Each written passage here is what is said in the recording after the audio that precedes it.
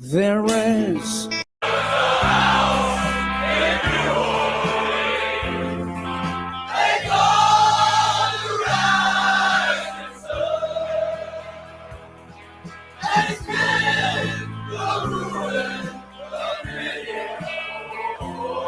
and God, I know I'm one.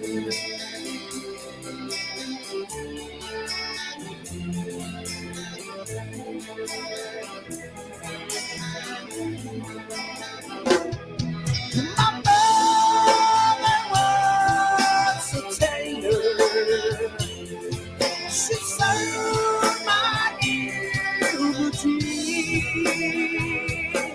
But my father was a gambler down in New Orleans. Now the only thing the gambler needs is a sentence and a song.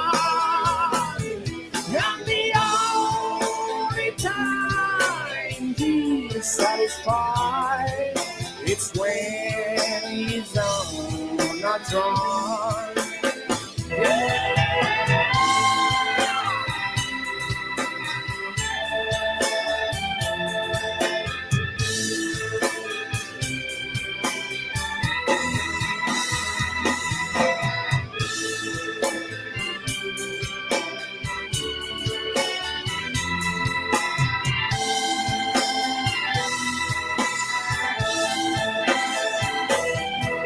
Oh, mother, tell your children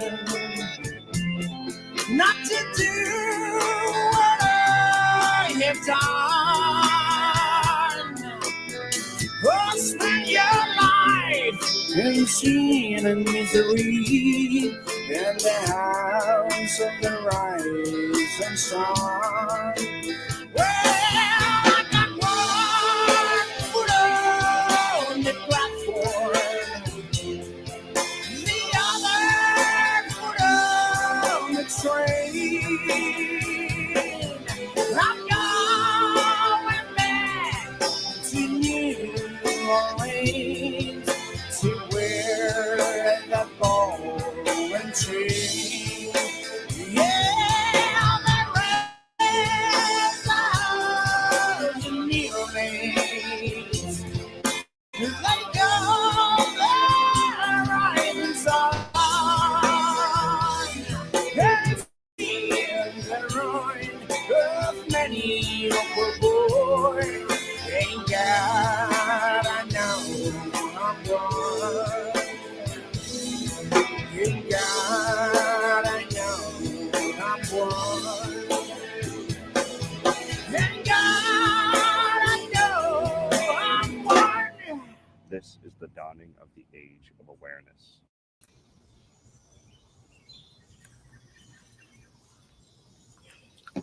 Welcome to the RealMightyJoe Show Sunday edition. So I just got off watching Trump's CPAC speech there. That was pretty fiery and quite interesting. I think I'm going to at some point try and play some of that. I know people are saying that anybody who's trying to share that crap will get censored on YouTube, but I did watch it on YouTube, so I figure maybe we can get away with the end of the speech. But I'm not going to start the show with that at all. I'm going to start it with some really stupid stuff. So there's an account hey, what's up, Sultan Papa? What's going on?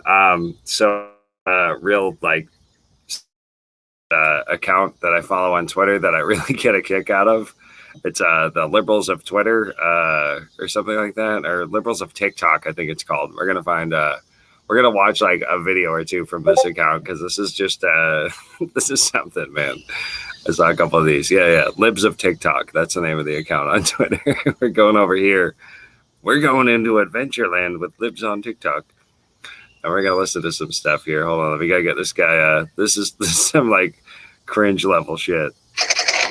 It's vaccination. Give me a second. Hold on.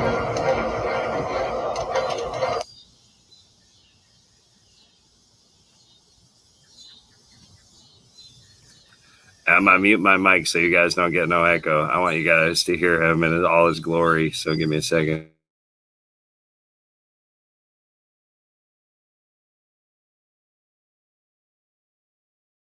It's vaccination day. It's vaccination day.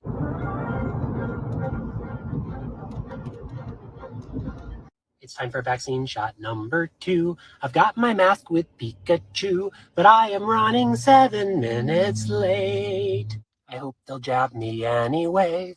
I really want this shot today. Now my fear of COVID can abate. I'll see actual real life people. It'll be totally strange. Wow, am I so ready for this change? And for the first time in forever, I'll emerge from my lockdown. For the first time in forever, I'll go catch Pokemon downtown. My right-wing friends might think I'm for being cautious all along, but for the millionth time in forever, I'm sure they're wrong.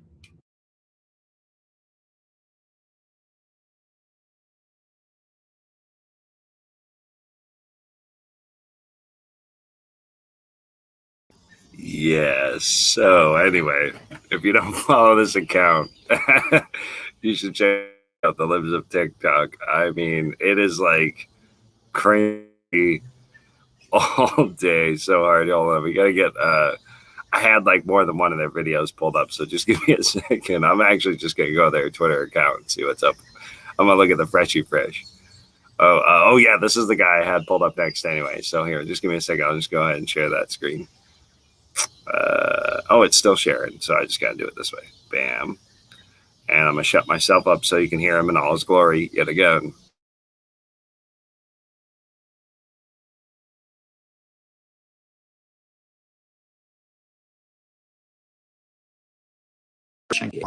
Yeah, so this guy asked for a video on why communism is good, and in a part 2 comment, he said that he thinks a lot of people just equate communism with North Korea, USSR, stuff like that, and that's a bad thing.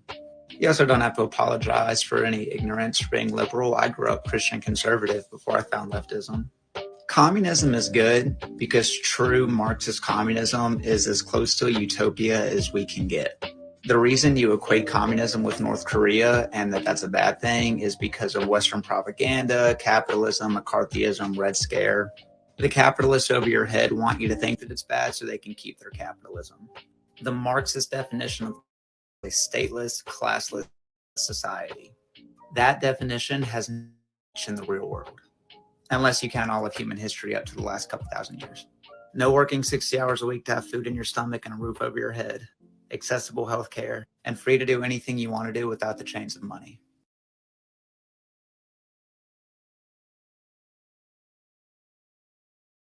I love that these people are real. That's like the most entertaining shit about this channel. Like, these people actually fucking exist and made these videos, and these people aren't shitting you. Like, that guy believes that. That's fucking hilarious to me. Hold on. We already did this cat. I think it was we got that guy. Oh, hold on. I haven't seen this chick. This is going to be a fresh. Talked about what happened at the Capitol. Here's what I did, and it worked nicely. I just said the facts of what had happened because the kids were curious about it. I wanna scroll all the way back. We're gonna get her big, and I'm gonna mute my mic, do it proper so we can hear them in all their glory every time. We don't want echoes.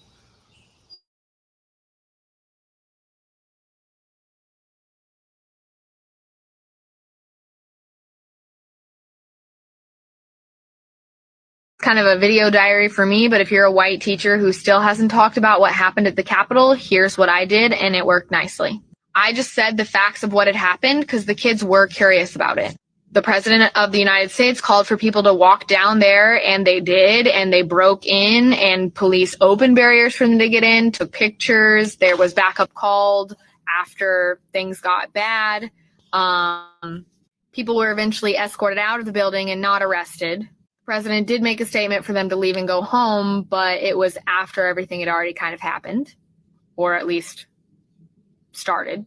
I showed them a picture of the police presence at the Black Lives Matter movement, and then I showed them a picture of the police presence at this before things got violent. I didn't show them violent pictures. And then I let them make the comparisons. They had questions, they were comparing. We brought it back to privilege and how people were treated versus how Black people were treated in situations. Some of the books talked about defensiveness in white people about race. It's kind of a video.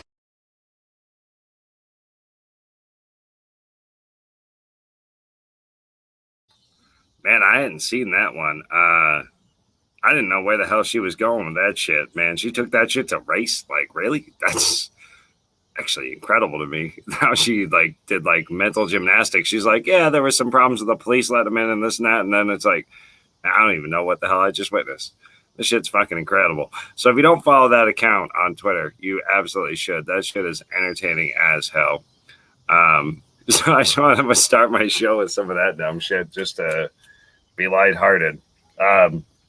Because I think that that really gives a great segue into what I really wanted to feature tonight on my show. And call me a guy who's like way behind the curve on this particular video. And if anybody's already seen this, I apologize, but I think that there's a good number of people here that have seen this. I'm pretty up on all the things and all the stuff, and this flew under my radar. But apparently we have an interview that I found today. I posted it in the Discord. If anybody's in Indy's Discord with us, Frank can throw the link up for that. Man, I found this video with this guy who interviewed that John Sullivan guy, Jaden X. And it goes on like for a hot minute. It's like an hour-long interview. And this dude like beats the shit out of this kid. Like his lawyers must have been furious with him after this interview. This is like isn't even funny to watch together. It's like we're gonna be sad for this kid the whole time because you're gonna be like, you poor bastard, you have zero idea what the fuck you just walked into. Like we're gonna watch some of it. I mean, it's 58 minutes long. Obviously, I'm not gonna watch the whole thing. We're gonna watch a good chunk of the beginning, and then we'll probably what we'll do is like we'll skip around a little bit, maybe, but like I definitely want to play you like the end of the interview because that part is like fucking gold. Like this guy from beginning to end, he got a subscription out of me out of this video. I'd never heard of him, but holy shit, this guy nails it. I can hear you now. Hold on. Yeah. Kill my mic. Right. Sorry. So on the show now is John Sullivan. So John, I don't know if you heard the little bit in the beginning. I don't know if you do. You even know who I am? Oh yeah, I've seen your shows, man. Okay, because I'm very surprised that you decided to come on the show. I mean, it is what it is. But so let me just jump into it. I'm not going to ask you too much about the Capitol because we already know you were there. Okay, there's no disputing that. We heard you say you're going to burn shit down and all that. We don't even need to talk about that. I'm more curious as to how you got from a rich kid from suburbia to an Antifa. I mean, it's the easiest way, or domestic terrorist, whatever you want to call it. That's what I'm curious as to how you got from, a rich kid, Olympic hopeful, to being a radicalized moron. And I'm not trying, and I wanted to try to come out calmer, but I can't. So let's show. So you grew up in Northern Virginia, right? You were adopted. You and your siblings were adopted. You grew up in a rich family in Northern Virginia. Why don't you tell us about your early life? What was that like for you? Yeah, I mean, to comment on the fact that you think I'm Antifa, I think it's quite funny. Well, I mean, we could go back. Do you want me to cue up the video from September in Los Angeles where you said you're Antifa? Because I have that video too. We can go back if you want to, but I'll give you a brief overview of like basically my childhood because it's important, right? I mean, to clear up any like misconceptions. I mean, I grew up in Stafford, Virginia, and so that is a basically rural town, and they have a lot of military veterans who live there who work either at the Washington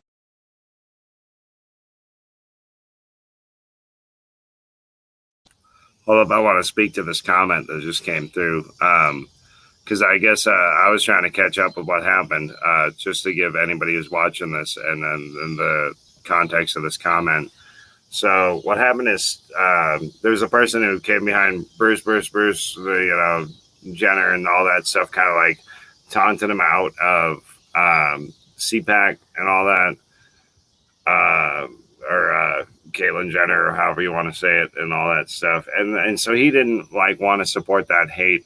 So I watched a video. He did a live earlier today, and I can actually put that up if you guys want. But actually, if you go to his channel, he responds to that earlier today quite well. He basically said, like, there's no reason to put up with hate on either side.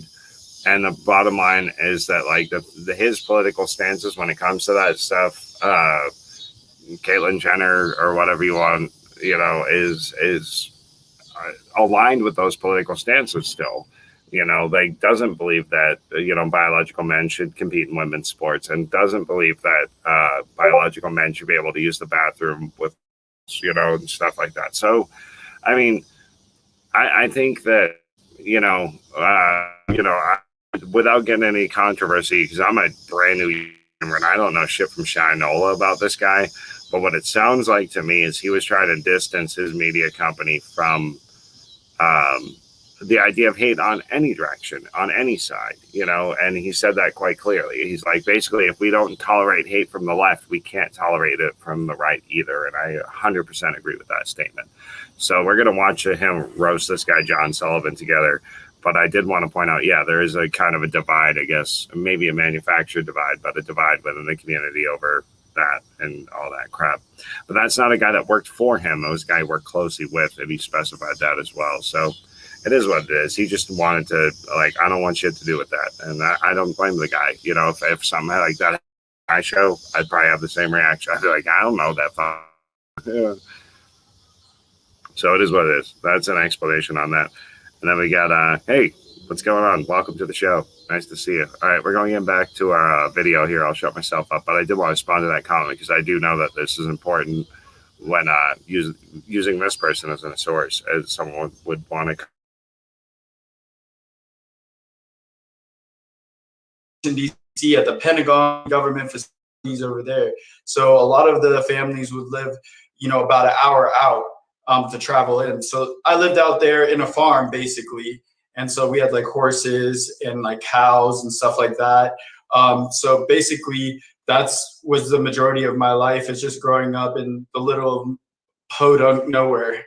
Rich. I mean, Stafford is one of the most expensive cities in the most expensive counties in the United States. And I mean, I don't want you to pretend like your family wasn't super wealthy, because we all know that's not true, right? Your family was super wealthy. Your dad worked at the Pentagon until he retired from the Pentagon, and then worked for DOD as a DOD contractor for years and years. So we know that. So let's skip ahead, because you're trying to say that didn't happen. So Well, do you know the fact that my dad, he went bankrupt? So we're not a wealthy family at all. You can look that up. But you were. Because then when you moved from Northern Virginia, you actually moved to Long Island and lived in a really rich community. Well, you didn't. Your family did. You moved to Utah at that point, but your family moved to Long Island. And you want to know why that is? Sure. What is it? I mean, I'm asking you, do you know why actually? Because they moved from Virginia to New York and Long Island because they got evicted from their house. They moved into my grandma's house. Like that's the severity of that situation. Okay. Because that's like, it's not because you're rich, it's because the last ditch effort, that's the only place they had to go. They had no money to buy a house. They had no money to go anywhere. Okay. And the only reason they moved to Utah is because my grandma died, and they were able to sell her house to buy another house out here and move closer to me. Hopefully that clears up a lot of things. Well, I know the property that you lived on in Virginia cost a lot of money. I know the property that you lived on in New York cost a lot of money. I know that you traveled internationally as a highly ranked international speed skater, right? On inline skates, you went to France, Spain, all that stuff, right? No, I just went to Canada. That's the only place I've been outside the country. Well, that's weird, because there's a lot of old news articles that say otherwise. But okay, so then somehow after high school, you decided not to go to college, and you moved out to Utah by yourself. to start training as an Olympic speed skater. You had no background in on ice. I think I read one article that said that was your first time on ice. You went out there again. You were still doing very well, right? You moved out there by yourself. You took it upon yourself. You were working odd jobs. You had some, I guess, moral support from your family, but you didn't have a lot of financial support. But you were out there training. You were working. I think you were on nationally televised speed skating. I mean, Olympic hopeful. Am I wrong in saying that? No, all of that's right. I mean, yeah. I grinded really hard when I came out here, but that was in the 18. Think of it, you move away from your home when you're 18, you really got nothing. Just trying to live in a room that for like $400, right? You know, right. That's the situation. Right. And so you had the Uber commercial, the nationally aired Uber commercial. You were on NBC Sports several times. You were doing all right. You know, for you were working, and then you got into, and this is how you popped up on my radar, because I watched a couple of protests with you running around acting like an idiot, and someone mentioned that you had a background in logistics, and I don't know if you remember, but my show when it first started, I was called Freight Broker Live because I am a freight broker. I still own a brokerage, and I started doing some research into you at that point, because I then took it personal because you had a freight broker background and you were an Antifa scumbag, so a legend. But that's what kind of got me to the point of digging deep. So you worked after you quit because you didn't want to blood dope. That's what I heard from speed skating. You started working in logistics sales, right? I won't say the company. He's so vicious. But you started working logistics sales where you excel. This kid stands there and takes those records. You had all sorts of promotions and all that. Correct? You worked there for a while, right? Yeah, that's correct. That's correct. And then something happened at that job. Something happened. You were racially discriminated against. You contracted an attorney.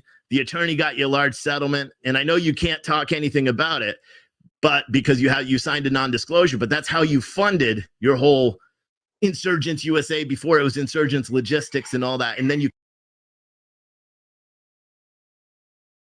Word, I check out here. I'll pop that back up on the screen for a second. I check out BCP quite a bit as well. So I didn't know, I don't really know the dynamics between all these people, or like what's going on with him and the other guy and anybody else. I just found this video today, and I thought this was one of the most epic interviews I've ever seen. Like watching this dude just tear this kid to pieces. It's something, So that's why I'm showing it. Politics aside, I'm not trying to get into politics or YouTube channels. I don't give a shit about that stuff. But yeah, I'm just trying to do my thing, I guess. Right. I'm gonna just stay out of it and you kind of expanded on, right? I wish, man. I mean, the gist of it is that litigation took a year, okay, to follow through. And I didn't pursue that litigation. That's the most important thing. The company was actually trying to come after me afterwards, saying that because I was working in healthcare at CHG Healthcare is where I moved from, that I was trying to quote unquote steal their freight customers, which never actually happened. So I had to go back and find the reason that I left, which was racial discrimination and harassment with the EEOC, right? And the settlement which I got only covered the lawyer fees, the lawyer costs, right? Like barely over, I would say it was only enabling me to, like, let's say, pay off my car, right? So like that's all I had. So I put all that money into paying off my car and worked in cybersecurity for quite amount of time with Proofpoint. I can tell you that company that I worked for, which are the number one in the industry. So the fact that sales does carry over from one to another, I did implement it into that. And you can talk about, if you want to talk about the lump sum of money I got from the footage, right? It all comes back to sales. We're not even there yet. I know. So because basically, I mean, I don't really care. You bought footage, or they bought footage off of you. Who gives a shit about that?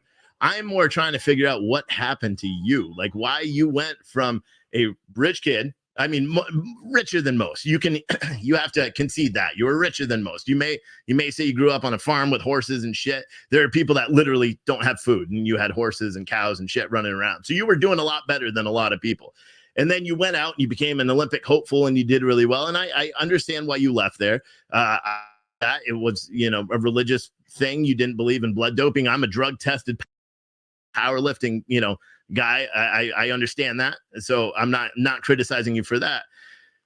Some people say that this lawyer, and I don't know who the lawyer is, everything's sealed, and they did a great job because I can't get my hands on that freaking paperwork at all. And I tried for that settlement. And I know who the logistics company is as well. But some say that that lawyer played a part into your radicalization to this whole, you know, whatever the hell you call yourself now.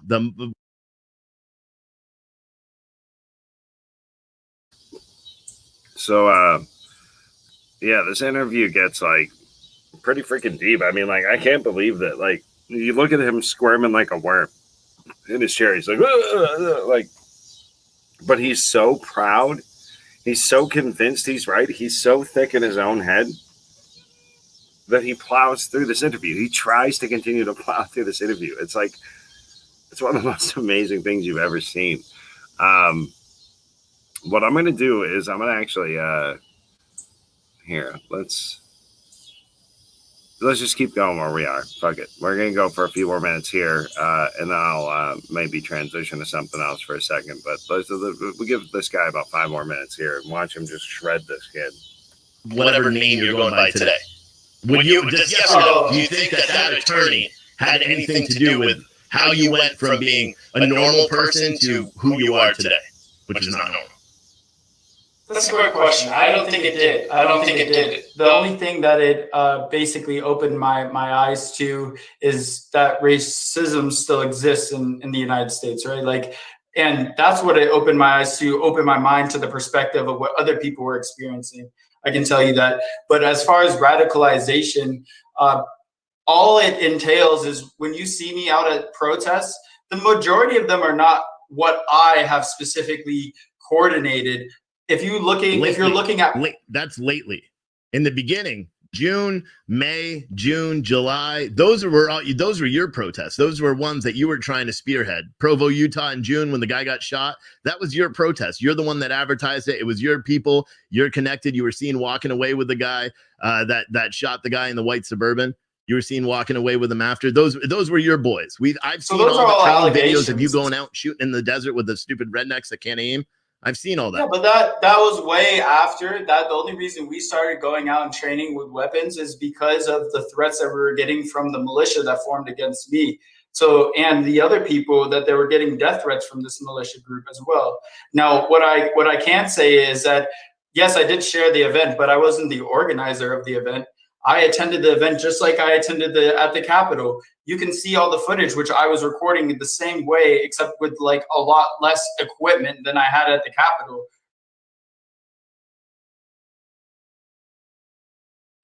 Like I said, this kid's lawyers must fucking hate him for doing this interview. Like, I swear to God.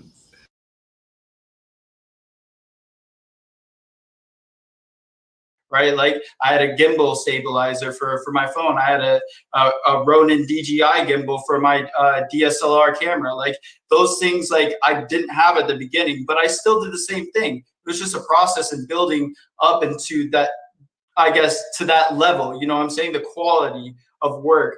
But yes, I have held protests. Don't get me wrong. I'm not denying that my activism work is not there. I have my beliefs and what I want to go out and accomplish within the community, but nor do I advocate for the violence that occurs on a daily basis. Think about this. When you're trying to get into like these violent groups and attend these violent protests, you do have to put on whatever persona that is going to protect you, right? So to tell you this, if I'm going to a Black Lives Matter / Antifa protest, all right, and you could take a lot of them are in Portland, I'd say none are in Utah. I'm wearing a GoPro on my boat.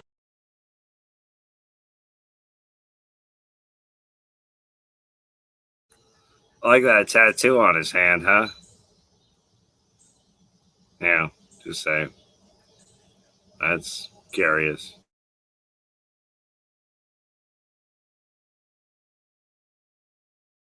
We're gonna skip ahead because he's gonna backpedal everything this guy says. So what we're gonna do is we're gonna actually skip ahead a bit in this interview, just so you guys get an idea of what happens. Like, I'm just gonna pick a random like time stamp. We're gonna start around like 27 minutes or so. That's how I already know all about it. Anyway, the next thing that I wanted to talk about is, because you already said, so you don't care how what you're doing affects your parents?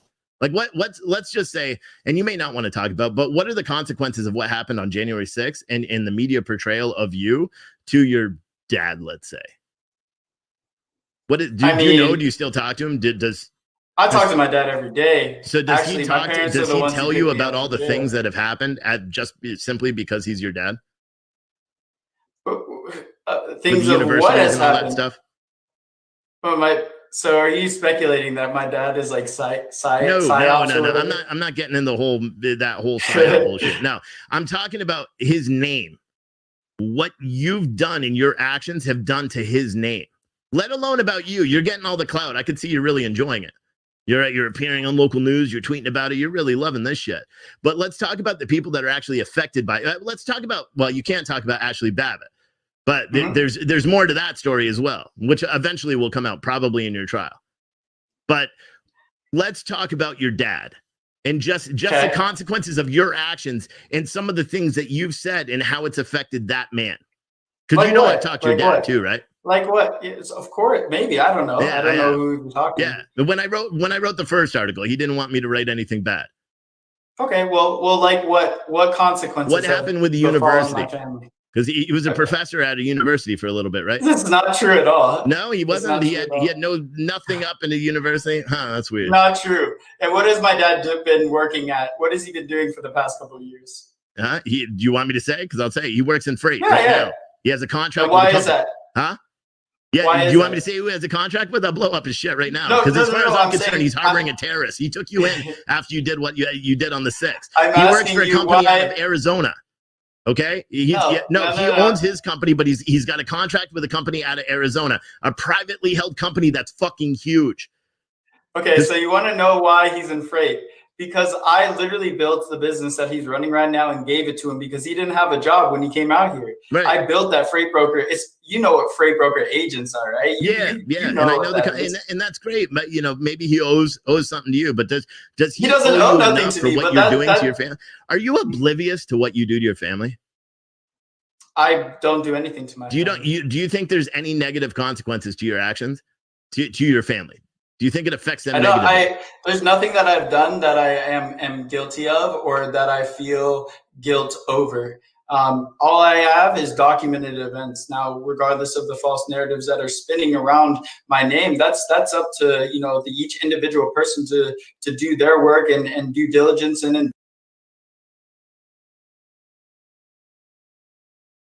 At first, you were an activist, and then you started bringing a camera with you. Because we all saw the Utah ones where you after the shooting in Provo, we all saw where you're walking around.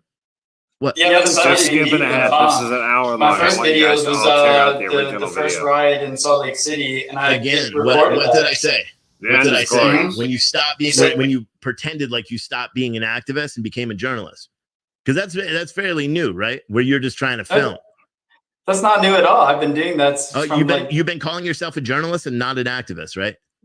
I've been doing that forever. So when you went to Portland, you were going to Portland as an activist or as a journalist? As a journalist.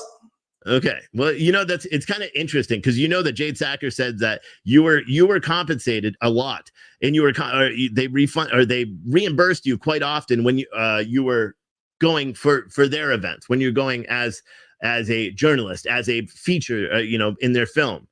But when did they come about? Wait. But they didn't pay for your activism, and I have that in email. So they didn't pay to reimburse you when you were going as an activist, and that's one of the things that's interesting. They literally spelt that out, and so now I was able to obtain the email from her to me. So it wasn't really hard for me to obtain it because she answered my questions. You were not paid to go to DC. But at least by the production company that I was able to track down, and by Jade, your documentary maker, who said, no, you were not paid because you were going as an activist. You understand that, right? No, I was not paid to go to DC because I was going as a journalist, because it has no precedence on the documentary itself. But she did go to film me because that's part of the story. My work outside of my activism work. So she's filming you as an activist. That's why they're making a documentary about it. And They're again, filming me. but just for the record, again, you don't want to say the production company that's behind this or any big names that What are I behind can this. tell you is that I went to DC for journalistic purposes. And as far as telling a story of my activism in my life, she has to get a well-rounded picture of what I do for work. How do I provide for myself, as well as do activism as well. So both of those things coexist, but she wanted to get a different side of things. So that's exactly what she did as well. And so that's why she didn't pay for me, because I wasn't there for activism. I was there for journalism. It's interesting because, again, I always revert back to the questions. What other journalists do you see that are posting flyers, smash the fastest with their activism company on them days before something like this happens? I mean, you obviously have not offered a knife on camera so everyone heard him to walked into your house, took a shit, wiped it on the walls, said that I was going to, here's a knife, we got to burn this shit down. Would you have a problem with that? Or would you say it's okay, he's a journalist? Would I have a problem with that? I obviously would have a problem. Any bill. Yeah, I mean, obviously, right. Anybody smashes your window and wipes shit on your wall, like, well, because you understand that's what they did at the Capitol. I'm not saying you wipe shit on the wall. Not that I wouldn't put it past you. Do you think I condone the actions that they took at the Capitol? I don't condone that. I've explicitly said that I do not condone those actions of violence shown towards law enforcement, shown towards the Capitol itself. Like that is a horrific thing. People. So why were you trying to promote the violence? I was not trying to promote. You were literally saying to burn it down. No, if anything, I'm trying to warn anyone from stop people from getting hurt, first off, and stop that event from occurring that day. They came out with a statement. The FBI director came out with a statement. He received the threats and warnings from the public and local officials, but they did not act on it. What is that? What type of shit is that? I mean, we're not going to talk about what the crazy shit that happened at the Capitol and the reason why all these protesters were able to get in, even though President Trump authorized 10,000 troops, even though the chief of the U.S. Capitol Police requested 7 times for troops to be there stationed, and everyone kept denying it. We already know that there was a huge problem there. We're not talking about how it happened. We're talking about the responsibility that people played in their role there. And I know you're not going to go into specifics, but let me ask you a question. Do you think that you are trying to alert people? Let's not say you, this is alleged, just so you can actually answer the question. Do you think allegedly, I'm not going to say because I'd never be stupid enough to do it. Do you think if someone else walked into a Capitol, do you think that they would be warning other people of impending violence by saying, we got to burn this shit down? I mean, are you saying that I have said that? I've never said that. But what I can tell you is that I did warn a lot of people of what was going down and transpiring that day. And it is sad that nobody took heed to those warnings. Would you think it's weird if someone allegedly offered a knife on camera so everyone heard him to these rioters? If somebody allegedly offered a knife, say someone allegedly. I'm doing this. Cover your ass. It's not you. Someone that's not you was in the Capitol that was there as a journalist and offered a knife to people that were blatantly committing crimes directly in front of them. Would you say that just being a neutral journalist? I have a knife. Let me do. I got a knife. I got a knife. I got a knife. I have no idea the context. If it's something that is meant to, when they're trying to peel down a door to get into a restricted area after breaking and committing numerous crimes just to get into that area, and you offering it, and then someone allegedly, not you, says, "Hey, I have a knife. Let me through. I have a knife." When they're trying to break into a door. Would you think that would be weird if someone, not you again, someone that says that they're a journalist was offering knives to people that had committed crimes right in front of them? I have a knife.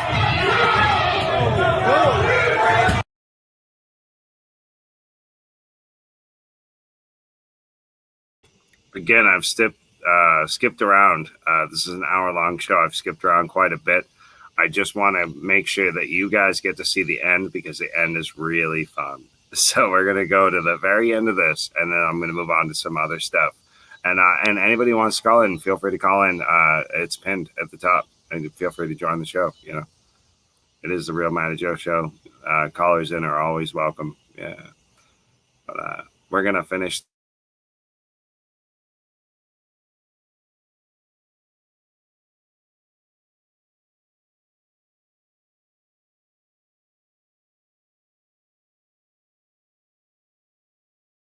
People in the United States fully believe that you are just full of shit. So first off, nor do you see any all the words that you're stating in this video, right? You'd never see a single word come out of my mouth. Why is that? Why is that? Oh, because the camera is not pointed at me, right? Yeah, like because it's all allegedly. You said there's allegedly. It's just not purely factual in any way.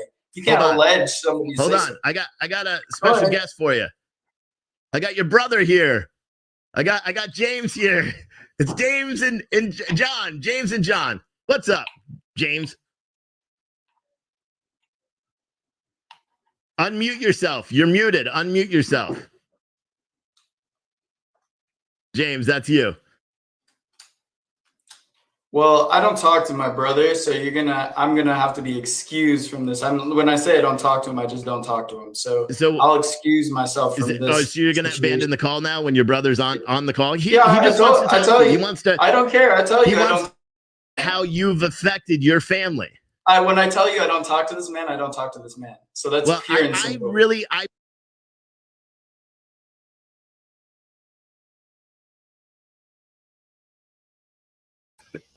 That shit is fucking a riot to me. You like seriously. Holy shit, man. I'm gonna turn on my brightness. There we go. Now you guys can see me better. My computer will be my light.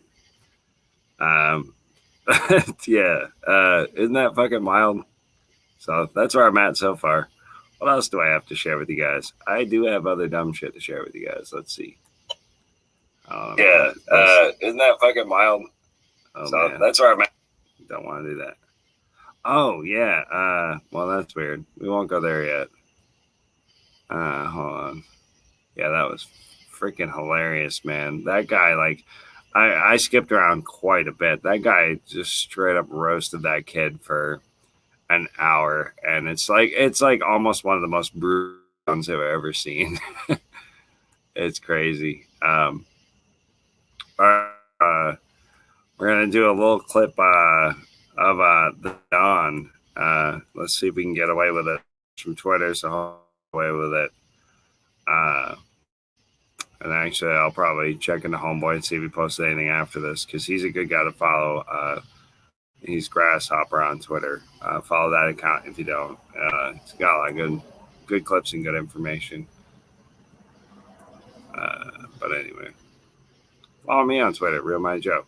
I like a lot of cool stuff. So anyway, we're gonna do this one.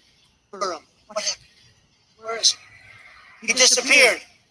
Why didn't they use the very well done Horowitz report?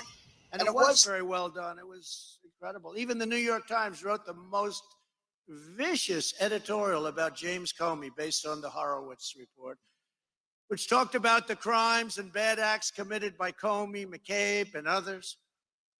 This is even before you go with Durham. I'd like to thank Inspector General Horowitz for that report. It should have been used. They didn't want to use it. I guess it's deep state. I don't know what the hell they're thinking.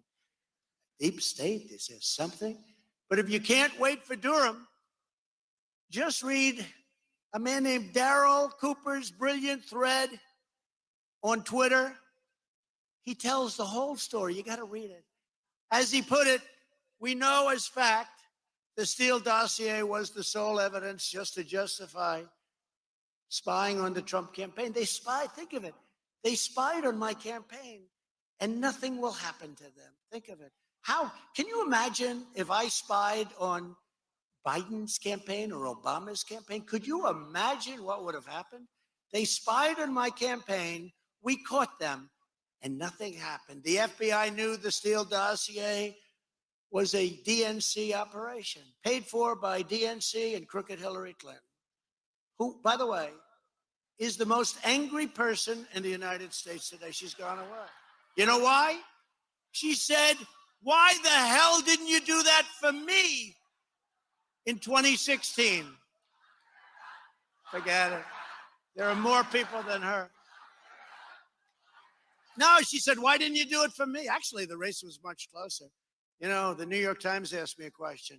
What happened in 2020 that was different from 2016? I said, well, I'll tell you, we did much better in 2020. We got 12 million more votes. We won by a much bigger margin. 2016 was very close. But Hillary said, why didn't you do that for me? Why didn't you cheat for me, damn it? I could have been.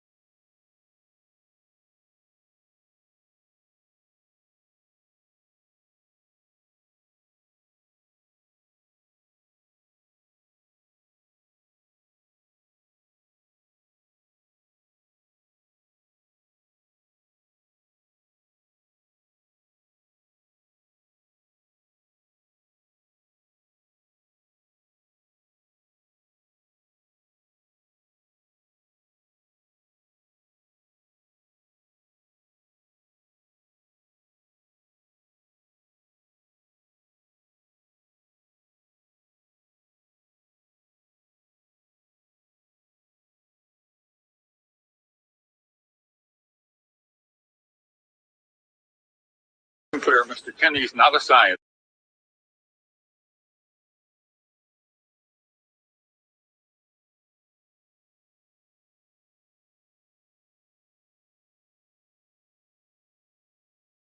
Clear, Mr. Kenney's not a scientist. I am. He's the CEO of the Weather Channel now. I was the founder of the Weather Channel, not the co-founder. And I'm glad you did, because I am addicted to the Weather Channel. I watch a lot of cable news. Now, hold on just a minute. I'm not done. And CNN has taken a very strong position on global warming that it is a consensus. Well, there is no consensus in science. Science isn't a vote. Science is about facts. And if you get down to the hard, cold facts, there's no question about it. Climate change is not happening. There is no significant man-made global warming now. There hasn't been any in the past, and there's no reason to expect any in the future. There's a whole lot of baloney.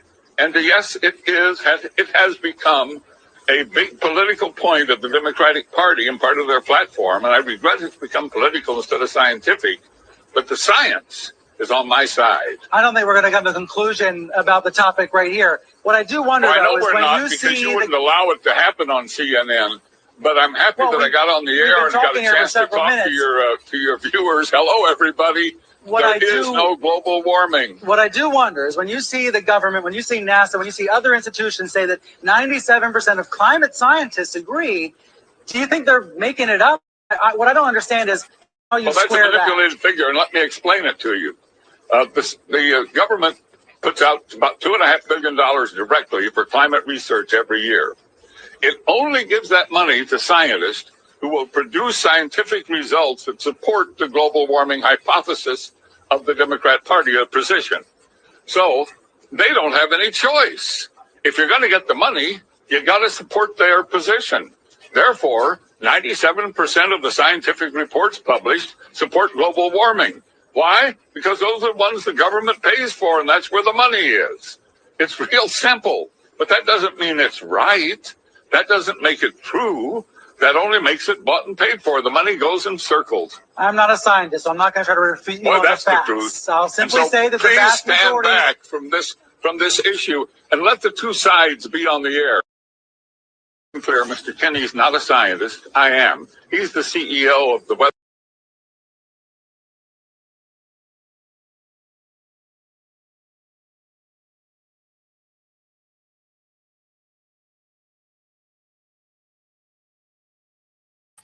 Yeah, that old man was cool as hell.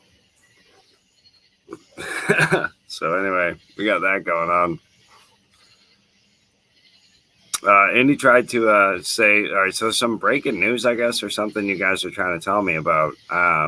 Indy said that the video is like an hour long. Did you send it in Discord? Let me see if it's over there yet. Try and click on something here.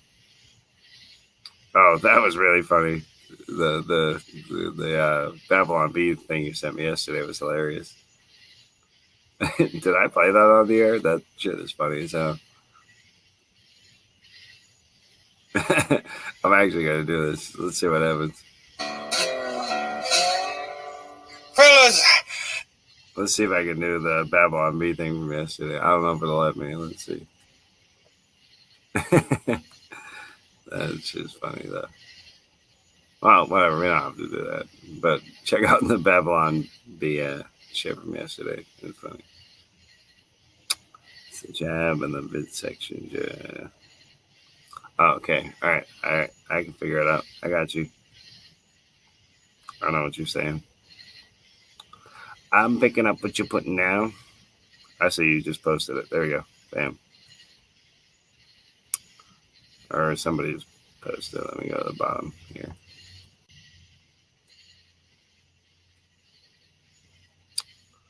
Okay, so let me go up.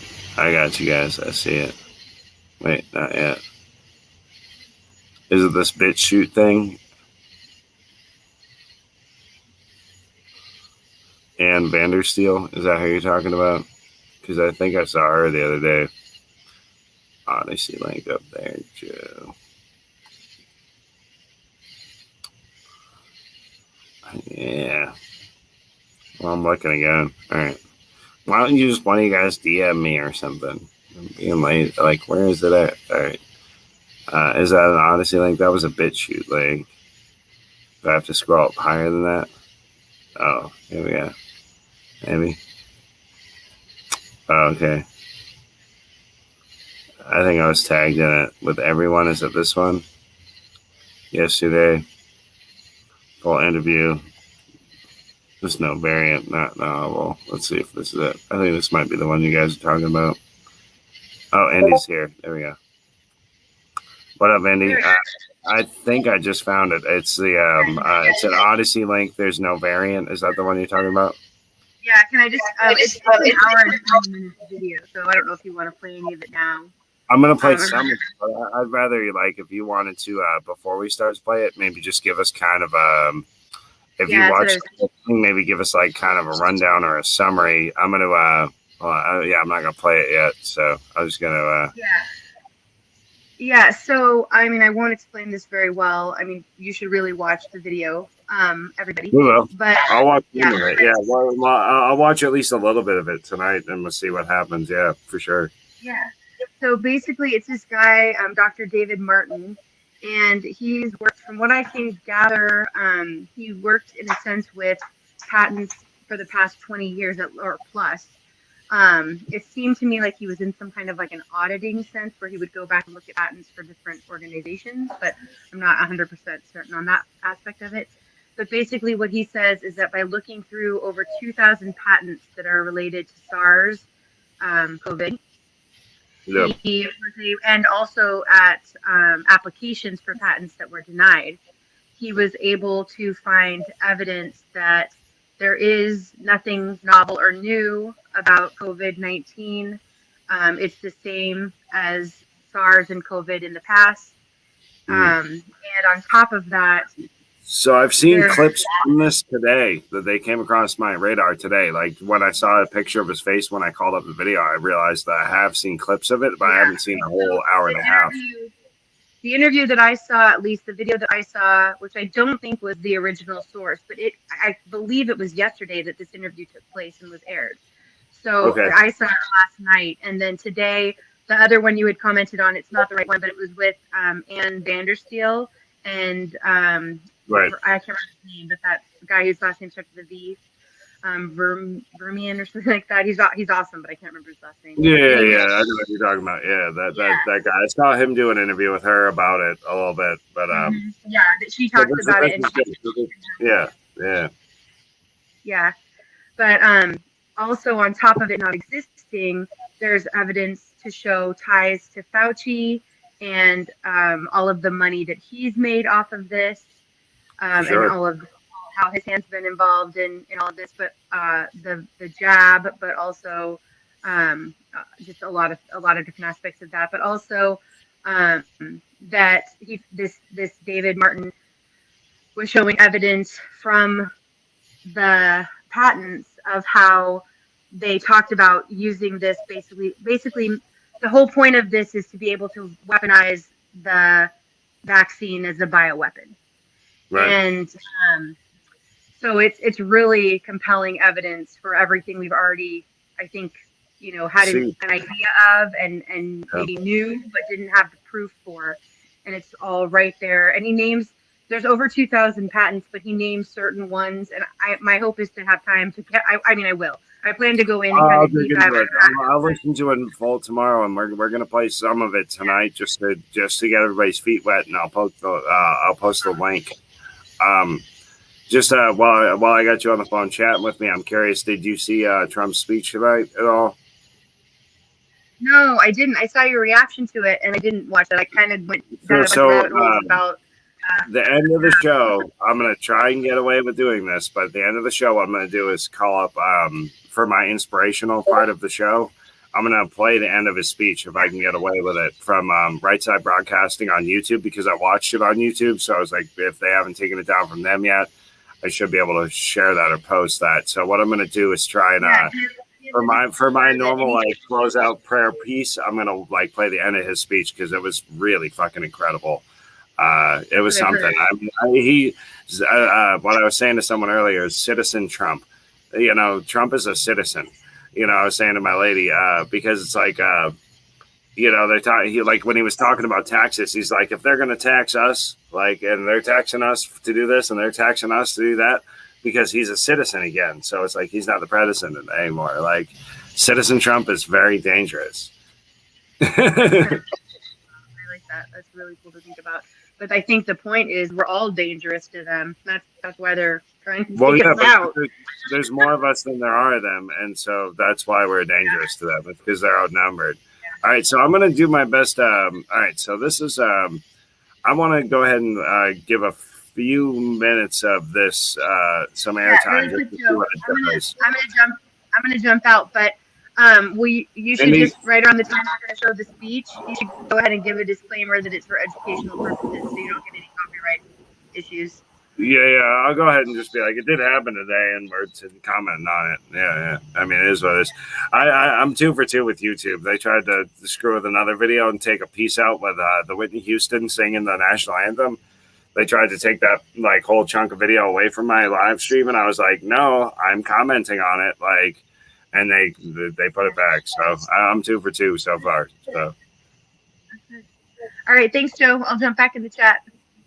Oh yeah, no, I'm gonna go ahead and kickstart this video. We're gonna watch a few minutes of this. Thanks for sending it my way. I appreciate you.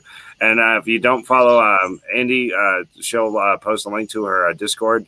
That's a great way to connect with all of us. We all kind of hang out on there and share all these great videos with each other. It's really a great way for us to connect to each other. So here, just give me a second. Let me cue it up. It is there, right? Is that? It's playing. Yeah, it is playing. All right. So give me a second. I'm going to mute myself and we're going to go ahead and play this video. I know you're the chairman of David. I'm sorry to have kept you waiting. It's my fault. Are you still there? Yes, I am. Oh, great. Nice to see you again. Good to see you as well.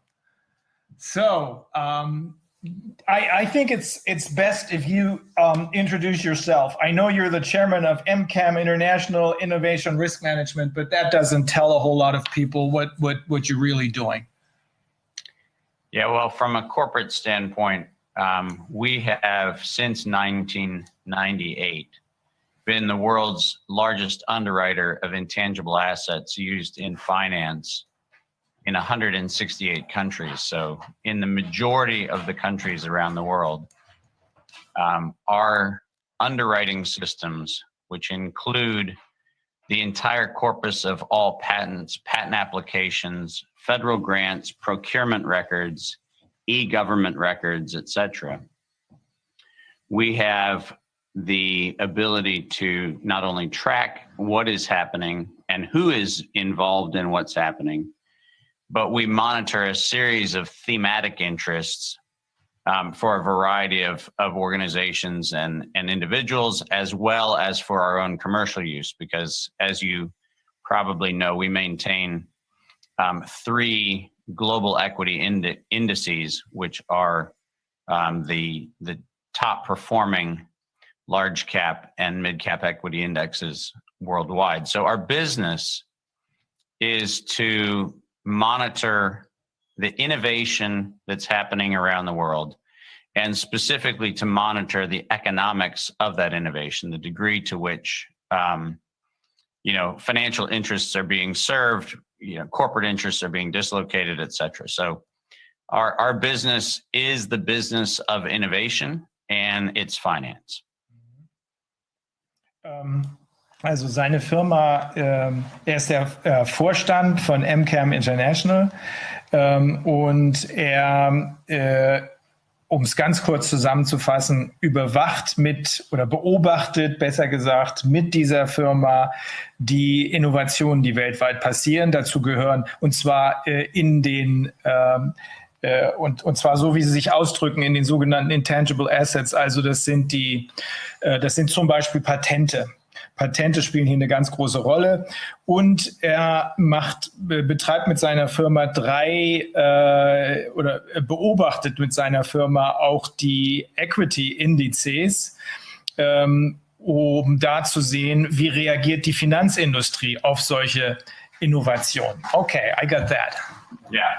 So obviously from the standpoint of this presentation, as you know, we have reviewed the over 4,000 patents that have been issued around SARS coronavirus.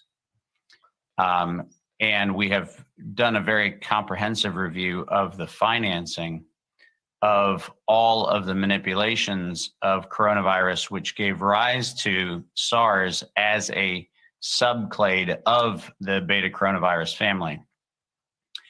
And so what I wanted to do was give you a quick overview timeline-wise, because we're not going to go through 4,000 patents on this conversation, but I have sent to you and your team a document that is exceptionally important. This was made public in the spring of 2020. Yes. This document, which you do have and can be posted in the public record, is quite critical in that we took the reported gene sequence, which was reportedly isolated as a novel coronavirus, indicated as such by the ICTV, the International Committee on Taxonomy of Viruses of the World Health Organization. We took the actual genetic sequences that were reportedly novel and reviewed those against the patent records that were available as of the spring of 2020. And what we found, as you'll see in this report,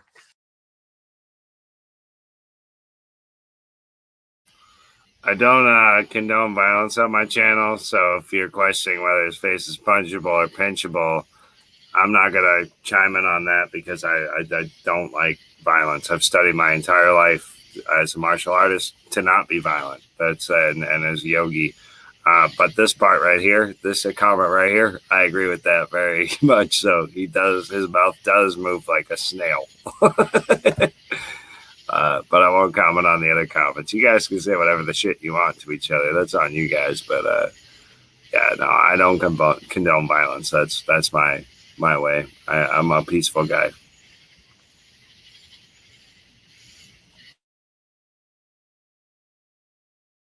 are over 120 patented pieces of evidence to suggest that the declaration of a novel coronavirus was actually entirely a fallacy. There was no novel coronavirus. There are countless very subtle modifications of coronavirus sequences that have been uploaded, but there was no single identified novel coronavirus at all. As a matter of fact, we found records in the patent records of sequences attributed to novelty going to patents that were sought as early as 1999. So not only was this not a novel anything, it's actually not only not been novel, it's not been novel for over 2 decades. But let's take a very short and what I'll do is I'll take you on a very short journey through the patent landscape to make sure people understand what happened. But as you know, up until 1999, the topic of coronavirus vis-a-vis the patenting activity around coronavirus was uniquely applied to veterinary sciences. The first vaccine ever patented for coronavirus was actually sought by Pfizer. The application for the first vaccine for coronavirus, which was specifically this S spike protein. So the exact same thing that allegedly we have rushed into invention. The first application was filed January 28th, 2000, 21 years ago. So the idea that we mysteriously stumbled on the way to intervene on vaccines is not only ludicrous, it is incredulous, because Timothy Miller, Sharon Klepfer, Albert Paul Reed, and Elaine Jones on January 28th, 2000 filed what ultimately was issued as U.S. Patent 6372224, which was the spike protein virus vaccine for the canine coronavirus, which is actually one of the multiple forms of coronavirus. But as I said, the early work up until 1999 was largely focused in the area of vaccines for animals.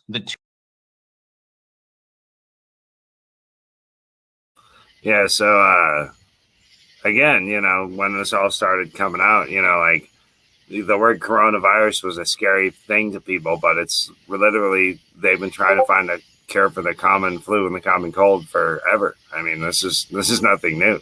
This is absolutely nothing new. And yeah, we're just going to keep going. Yeah, and thank you, Indy, for sharing this link. I really appreciate it.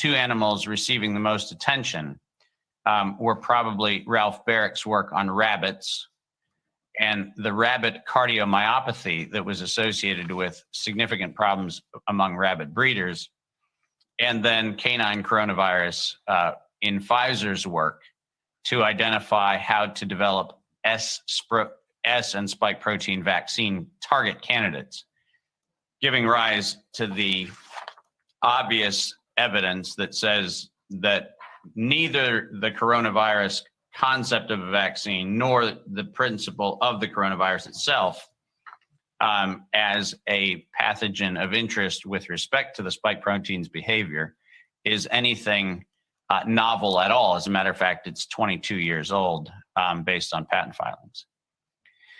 What's more problematic and what is actually the most egregious problem is that Anthony Fauci and NIAID found the malleability of coronavirus to be a potential candidate for HIV vaccines. And so SARS is actually not a natural progression of a zoonotic modification of coronavirus. As a matter of fact, very specifically, in 1999, Anthony Fauci funded research at the University of North Carolina, Chapel Hill, specifically to create, and you cannot help but lament what I'm about to read, because this comes directly from a patent application filed on April 19th, 2002. And you heard the date correctly, 2002, where the NIAID built an infectious replication defective coronavirus that was specifically targeted for human lung epithelium. In other words, we made SARS. And we patented it on April 19th, 2002.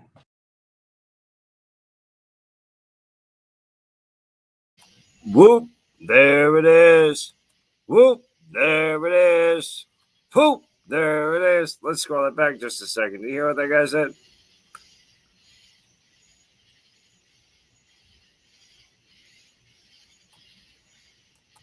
Before there was ever any alleged outbreak in Asia, which, as you know, followed that by several months. I always practice, man. Issued Yeah. as US I'll tell you about my martial arts 7279327. after the segment. Sure.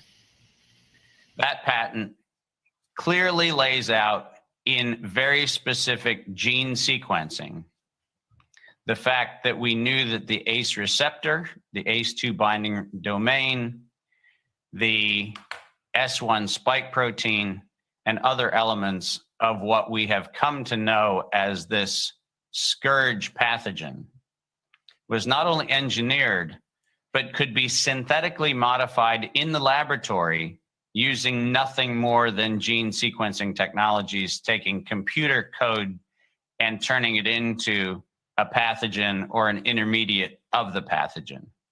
And that technology was funded exclusively in the early days as a means by which we could actually harness coronavirus as a vector to distribute HIV vaccine.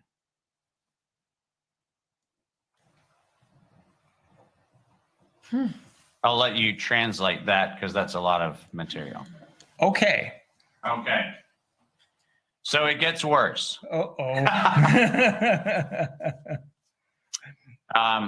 My organization was asked to monitor biological and chemical weapons treaty violations in the very early days of 2000. You'll remember the anthrax events in September of 2001.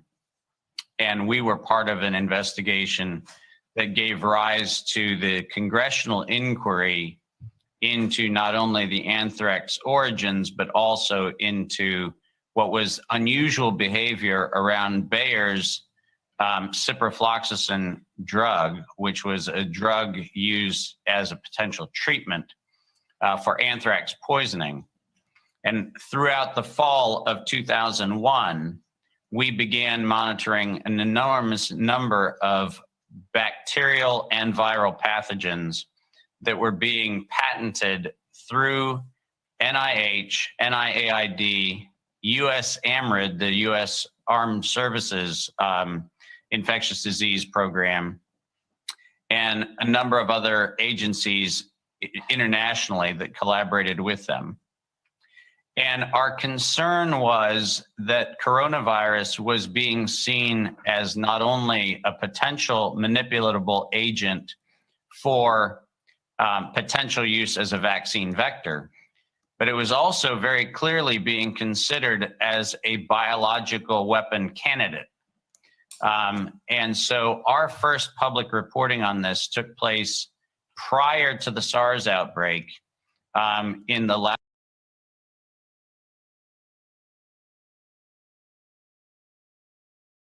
They knew this prior to the SARS outbreak. Just going ahead and putting that out there to point out, punctuating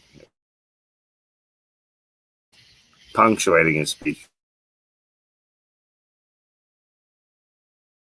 Latter part of 2001. So you can imagine how disappointed I am to be sitting here 20 years later, having 20 years earlier pointed that there was a problem looming on the horizon with respect to coronavirus.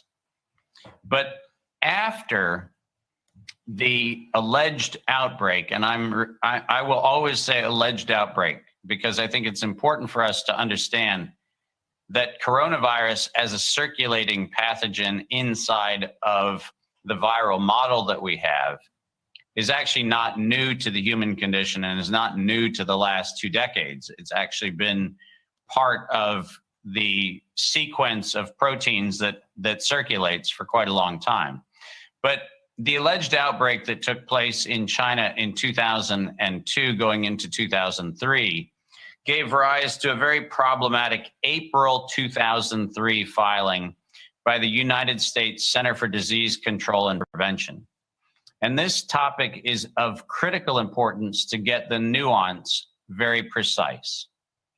Because in addition to filing the entire gene sequence on what became SARS coronavirus, which is actually a violation of 35 US Code Section 101, you cannot patent a naturally occurring substance. The 35 US Code Section 101 violation was patent number 7220852. Now, that patent also had a series of derivative patents associated with it. These are patent applications that were broken apart because they were of multiple patentable subject matter. But these include US Patent 46592703P, which is actually a very interesting designation. US Patent 776521, that is 776521. These patents not only covered the gene sequence of SARS coronavirus, but also covered the means of detecting it using RT-PCR. Now, the reason why that's a problem is if you actually both own the patent on the gene itself and you own the patent on its detection, you have a cunning advantage to being able to control 100% of the provenance of not only the virus itself, but also its detection.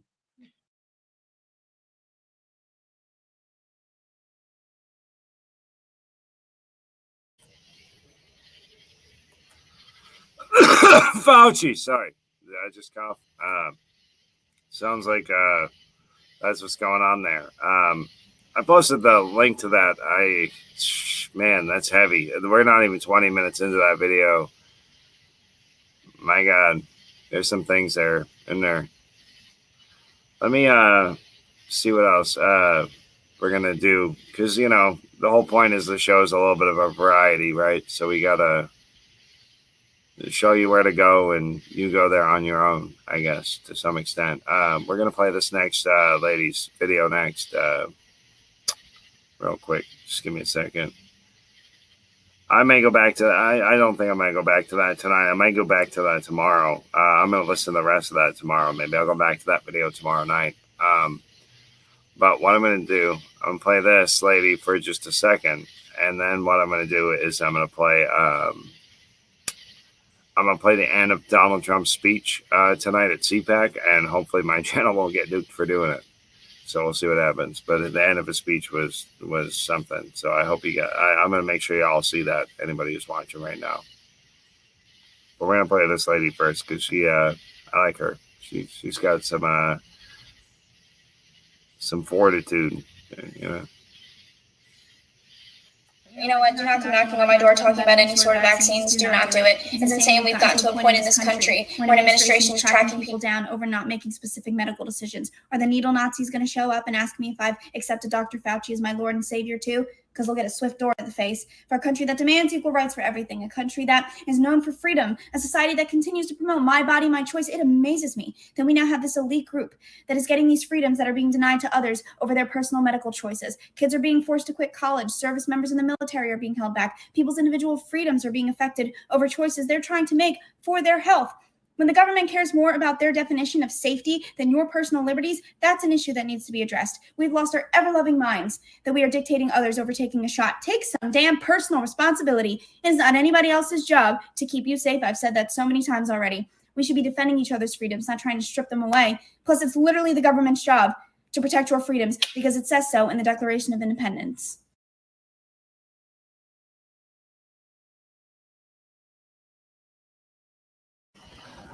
I'll tell you. All right, so here, I'll comment on this real good. So a quote that I learned. So I started studying martial arts when I was 14 years old. I almost got my ass kicked on the way home the day before my brother. That night, when I walked in the door, my brother said, "Hey, I was thinking about taking martial arts classes. I want to pay for you to go with me. Do you want to join?"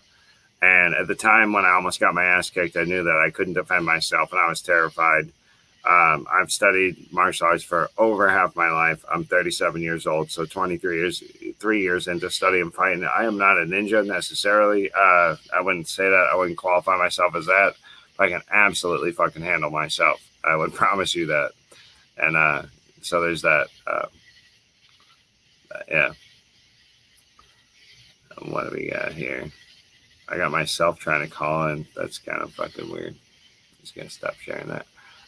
Anyway, yeah, but yeah, no, martial arts is there's a quote that I really like. We study martial arts in our youth, so we walk with confidence in our old age.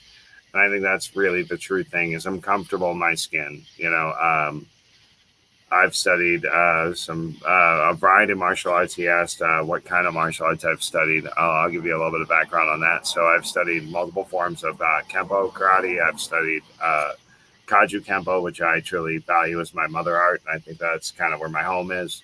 I've studied Amok, which is a knife fighting art derived from Kali, which is stick and knife fighting arts, which I've also studied. So, yeah, and then on top of that, I think it's also important to understand how to operate a variety of firearms, which I'm also comfortable with. So, yeah, I mean, and also, you know, I used to work with people that were mentally disabled, that were violent, and I was QBS certified, so trained in nonviolent restraint, you know, that respects like a person, but like keeps them from hurting themselves or others, you know, all that kind of stuff. So yeah, I got a background and stuff. Some judo. I've done a lot of small circle jiu-jitsu. I'm real into that. Pressure points, joint locks are like my bread and butter. I love to choke people from many, many angles. What's amazing to me is, so like martial arts to me is truly an art. Like the act of violence to me is something that I can do like a painting, you know, at this point in my life. And what I look at that is that I never want to have to do it. But if I ever have to do it, I won't be the one doing it. I'll be removed from the situation, and my reactions will happen. I'll give you the couple oaths from a mock, if you will. So I am a mock. When I bleed, my courage comes out. A killing machine, already dead. I cannot fail. I am a mock. Right? That's their battle oath. Their battle cry as they run into battle with the knife. Then there's another one. It goes. This is the knifer's credo, if you will. No design, no conception, just reflexes and reactions. One with my blade, alive in my hand, pure of heart and firm in my stand. It's not in the blade, it's played in the mind. Seek not a path, and a path I shall find. Stuff like that. Yeah, so anyway, martial arts is my Jimmy Jam. Absolutely. I think self-defense is something that everybody should know how to do. I'm also a yoga teacher. I know how to take care of my own body. I know how to manage my own health. I studied Ayurveda, Indian natural medicine extensively. The fact that I'm doing these news shows it's just where I found myself because so many of my favorites got taken off the air. So I just figured I got the balls to do it. Let's do it. So that's kind of how I ended up doing what I'm doing right now. But I love comparative religion and philosophy and all that kind of stuff, which is quite echoed in my shows, and I hope it is. I always try and leave you guys in an inspirational place, in a multicultural way. Yeah, I'm going to see if I can get away with playing the end of Donald Trump's speech tonight. And if I can, God bless America, because this is something. And if my channel gets taken off from here, you can find me on Rumble. You can find me on Odyssey, Real Mighty Joe everywhere. I will never not be Real Mighty Joe. We will find each other again. But let's see what we can do here.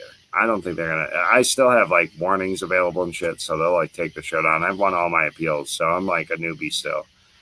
I don't have enough of a following to be shit on like all these other channels that you guys follow. Let's see if we can get here. Let's see if we can get a good point in this speech. I want to go like way the fuck over here somewhere.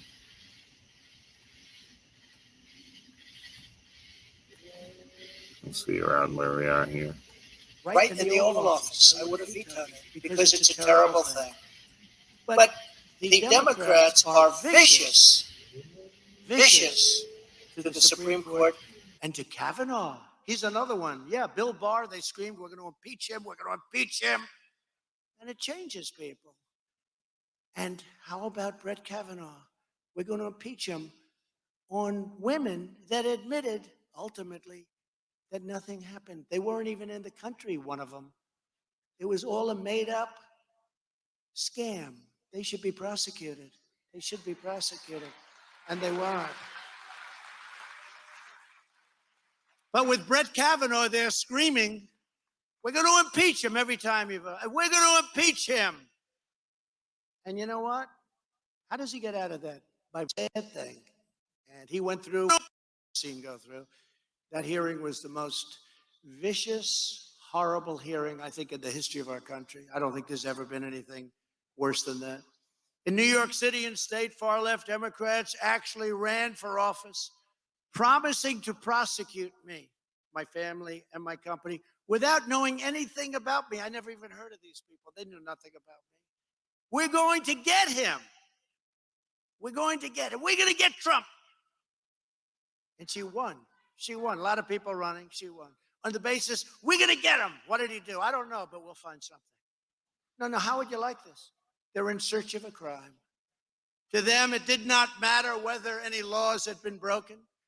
The crime was opposing the radical left Democrat Party. This is lawless and tyrannical behavior. It's a political persecution, like something straight out of the communist countries that you see around the world, the few that are left. Yet it's happening here in America at the hands of radical left Democrats. And the Republicans, again, they just don't seem to understand at that top level what the hell is happening. They don't do it the same way. And maybe they're going to have to change. Our job and our mission is to resist this poison and fight for our republic with all of our heart and with all of our soul. For decades, the career politicians who sold out our country, shipped away our millions and millions of jobs, and sent our children to die in endless foreign wars have gotten away with the most flagrant corruption imaginable. These people sold out our country. As Vice President Joe Biden flew his son Hunter around the world on Air Force Two, sucking up money like a vacuum cleaner. Hunter's emails show that he collected millions and millions of dollars from foreign nations, including Ukraine, while setting aside a cut to the big guy. Who is the big guy? That's Joe Biden. Well, that's not allowed to. And Joe Biden said they're not getting the $1 billion unless that prosecutor is out. What the hell? Could you imagine if I said that? If I said that, they impeached me and nothing happened. Can you imagine if I said they're not getting their billion and voila, he was gone. He was bragging. I don't know what the hell he was thinking when did he know the tape was running when he did that? And nothing happens. Nothing happens. You know why? Because Bill Barr is a nice man. Bill Barr, the Republicans are too nice. They're too nice. These are vicious, vicious people. And they will destroy our country, and they will do whatever they can to do it. Hunter said that he gave half of his salary to Pop, and that he paid vast amounts of money for Joe Biden's expenses. Now, Joe Biden has all these houses. He's always been like a senator or a congressman, right? For many years. Louis, I didn't know you made that kind of money, that you had mansions. You have mansions? Does Louis Gohmert have mansions all over Texas? I don't think so. He's got one house, and that's enough. That's all you need, right, Louis? Wants to go home to his bathroom and his bedroom and uses one toothbrush, right? No, but Joe's got a lot of toothbrushes. Yet not a single member of our treacherous, corrupt political establishment has ever experienced anything like the deranged and demented persecution that has been directed at me, my family, and everyone associated with us, everybody. I came down the escalator with our great future First Lady.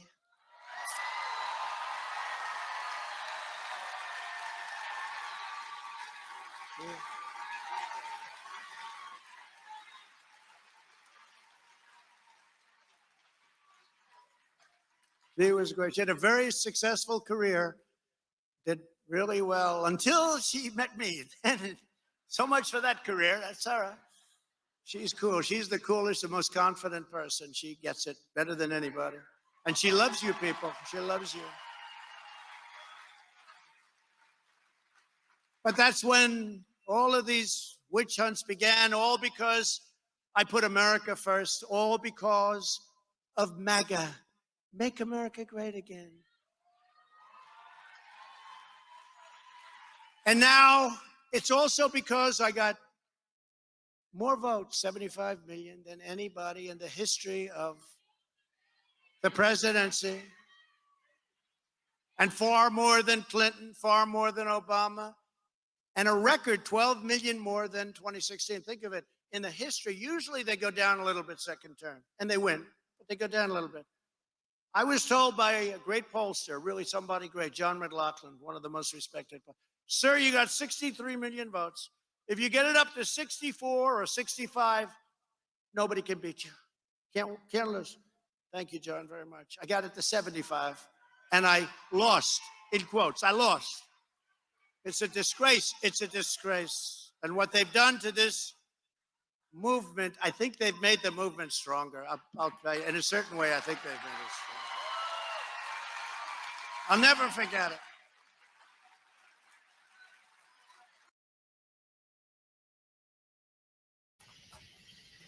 I can't agree more. I think the movement is stronger than it's ever been. I think, yeah. So whatever feed him on his actual live feed itself. So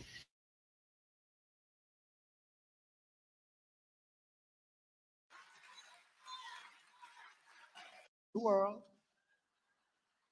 And everyone else who's going to run on the radical left, whether it's on the Democrat side or I love my Republicans, but we're really kicking their ass too. But we love them. But we like it because they're friends of ours, right? So it's okay. I think we can say that affectionately. No, they're great. They're great. And they're working hard. And you saw a lot of them this weekend. But the Democrats want me out, and they want me out as fast as possible.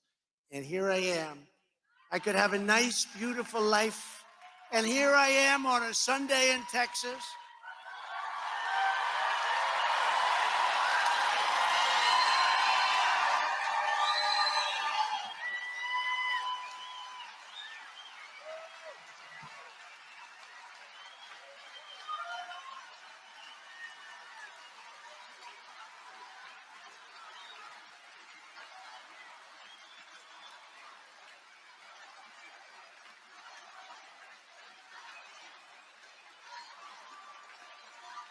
Thank you.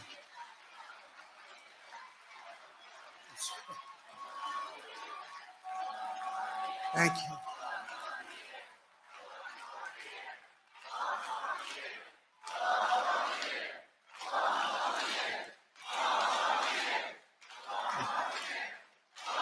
Thank you very much. No, I said to Matt and Mercedes, you know, because I've done this and we've had, and by the way, you have a poll coming out. Unfortunately, I want to know what it is. They do that straw poll, right? Now, if it's bad, I say it's fake. If it's good, I say that's the most accurate poll perhaps ever done. And I know they have it. I guess it gets announced after. I want to find out. Are you going to? Oh, he won't. He won't tell me. I know, Matt. He won't tell me. Well, whenever the hell they get it released. I'll tell you, here's the story. If it's bad, it'll be front page news in the newspapers. If it's great, they won't even cover it. I hate to tell you that, Matt. And I don't want to convince him to do a bad poll, but, you know, the straw poll. So I did this years ago, and I got these great straw polls. It was the first time I ever did it, right? You know, I was a novice, but it was right here at CPAC. And I'm so proud of the job. I mean, look at this room. Look at outside. We have thousands of people trying to come in. He takes a turn And our only here thing is in the next time we'll speech. have to get a bigger place, I guess, right? Next time. But I said to Matt, and much more importantly, I said to Mercedes, I said, This is really the part I want to highlight, so we're just going to watch. give me the worst time, the worst slot. We'll fill it up. He said, well, sir, that would be Sunday afternoon because most people are doing other things. I said, that's okay, Matt. You don't have to give me Friday night or Saturday night, which is easy. That's too easy. We love doing it the hard way. I said, give me any time you want on Sunday. That's good. I'll fly in. And look at this crowd we get. And look at the love in this room. Look at the love, right?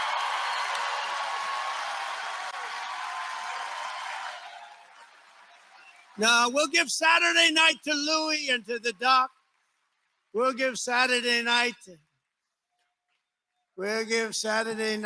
Byron. We're going to give Saturday night to Devin. We're going to give somebody Friday night, which is almost as good. They give me Sunday, and I love Sunday. You know why? It reminds me of church. That's okay. But no, I'm honored that, you know, it really is. I said, give me your worst time. I don't care. And he gives me the worst time. He actually did. And he just broke his record. The radical left and the failed political establishment hates our movement for a simple reason, because together we took on the corrupt special interests. We faced down the open borders that you're seeing so much. How bad are these borders? They're coming out of the prisons. They're coming out of everywhere in these other countries. They think we're so stupid. They're letting their prisoners out, floating in through the caravans, come into our country, murderers, drug dealers, human traffickers of women. It's mostly women. We stood up to the absurd dictates of political correctness, and we called out the people who were getting rich, bleeding our country dry, and many of them were politicians. Against the howls and cries of the corporate interests and the Washington lobbyists, we demanded fair trade for the American workers, and we did a great job on that. We finally ended the worst trade deal in the history of our country, NAFTA. one of the worst trade deals. I don't want to disrespect our past, but the people that negotiated that deal were either stupid or corrupt. They say both. Could be. We withdrew from the horrible Trans-Pacific Partnership, would have destroyed your automobile business. We pulled out of the World Health Organization scam. Me either, Indy. I hear that shit all the time. I don't believe any of it until I see it. You know, the World Health Organization, I pulled out because they're like a pipe organ for China, right? So I pulled out. They called me, they want us back. So the guy's just nice guy, wants us back. Sir, we really want you back. We really want you back. I said, how much are we paying? Almost 500 million a year. How much is China paying? 39 million a year. I said, okay. So let me ask you a question. We have 325 million people, not including illegal aliens, which who the hell knows? I don't think they have any idea what we're. But we have 325 million people. China has 1.4 billion people. They're paying 39. We're paying 500. So let me ask you a question. Would you take us back if we paid 39? Yes. I said, okay, I'm going to think about it. But when I pulled out, it was so popular, I couldn't even get back in for 39 because everybody, including Doc Ronnie, thought it was amazing that I pulled out because he understands it's a pipe organ for China and for others, but mostly for China. So I said, so I would get back in for 39 million? Yes, sir. Okay, that was it. I didn't go back in even at 39. In other words, I turned it down. And now because of the rigged election, we're out. He's in. And he immediately says, we're going back in. He went back in for the same price that they were paying before. Now, you know what? 450 million in terms of when you're dealing with billions and trillions and all of this, it's a lot of money. This is a year. This is every year. We pay almost 500 million. They pay 39 million. Their country is much larger. But why wouldn't they say, we'll do it for 39 or in theory less? Let us in for 10. I think they would have taken it. In fact, one of the reasons I wasn't happy, I should have started off lower, Matt. Instead of 30, I said, how about, would you do it for 9? Proportional, right? So they go back in, and nobody said, we'll go back in, but we want to come back in at 39 million or 30 million or 20 million. They said, we'll go back in, and now they're going to be paying what we've been ripped off for years. And we don't have control of it. China has total, absolute control. We have none. What do you think of that, Matt in the second row? Our acting attorney general, you took a lot of abuse. Thank you, Matt. Thank you for being here up here. I just see you there. Thank you.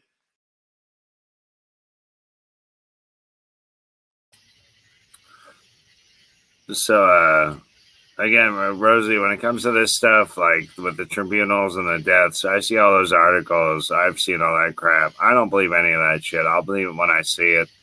I don't think we're that far in the process yet. I think that we have to still, I don't think anybody's been arrested like they're all trying to say. I don't buy that part personally. That's just my personal opinion, but that's, I see all that crap, but I don't think it's real. I don't think it's real personally. I think what we're watching right now is very real. They watch him motivate the American public over the next few minutes here. So think of it.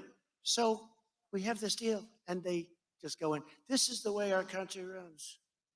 It's the way our country runs. We built an aircraft carrier, and the aircraft carrier has all sorts of problems. It's the Gerald Ford.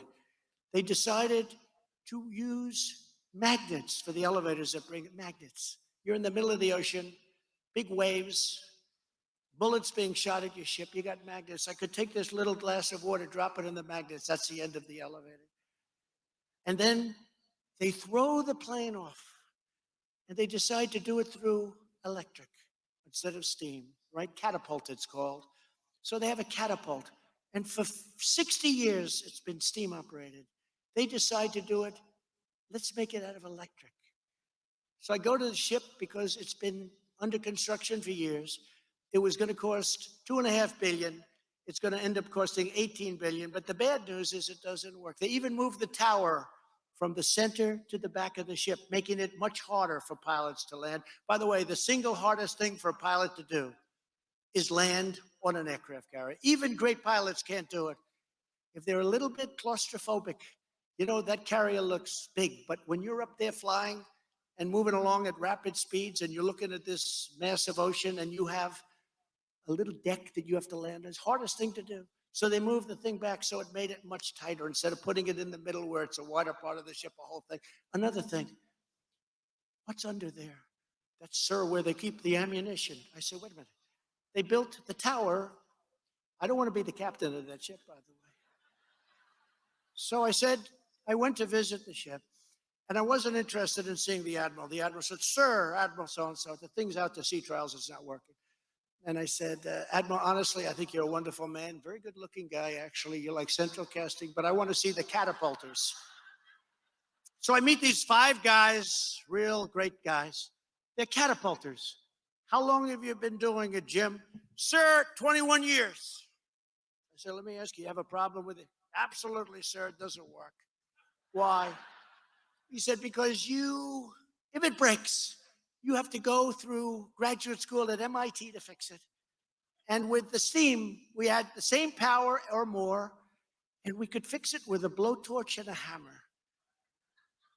And I love that steam in my face, sir. I said, but seriously, which is better? He said, the steam. I said, why did they go with electric? Because, sir, it could go back and forth automatically all day long. I said, is that good or bad? He said, unnecessary, because it takes us 1 minute and 59 seconds to put the plane on and hook it up.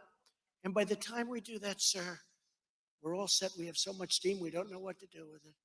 So I said, so you mean they spent all of this money? They spent $900 million as of a year ago to try and fix it. Okay, 900 million. It'll never work. I told them that when I first came in. I'm very good at this stuff. I said, electric, give me a glass of water. I will put it out of commission. I'll throw it on the electric circuits. It's not going to work. And it's just, I mean, it's so, we do things so stupidly. So they're at $18 billion. And I said, did you sue the shipyard? No, sir. Then I meet with the architect. I said, you're the architect, yes. Have you ever designed a ship before? My first question, have you ever designed a ship before? I'm telling you, foreign countries are laughing at us. They're laughing at us. How stupid we are. We renegotiated the Korea trade deal and we built the greatest economy in the history of the world with a record 160 million people working. We were never close. And I do not want to see any negotiations of tax increases by Senate Republicans, because I see certain rhinos, they keep walking over to the White House. They're getting fleeced. I feel so badly, you know, guys like Romney, and they walk over to the White House.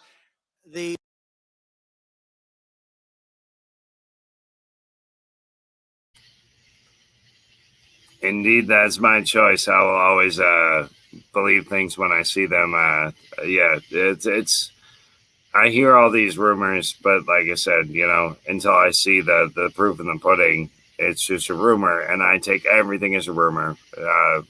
All news is a rumor. You know, I always try and do that personally. So that's where I'm going with that. But yeah, we got Canada, we got Michigan. Man, we got people all over the place up in here. And it's awesome. Hell yeah. Yeah, I try and multi-source as much as I can. I try and,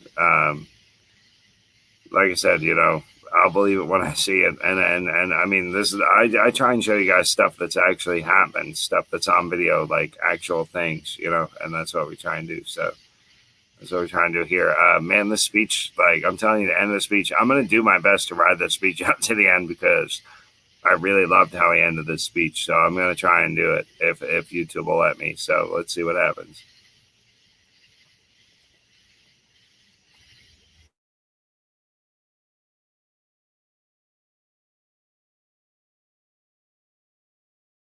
He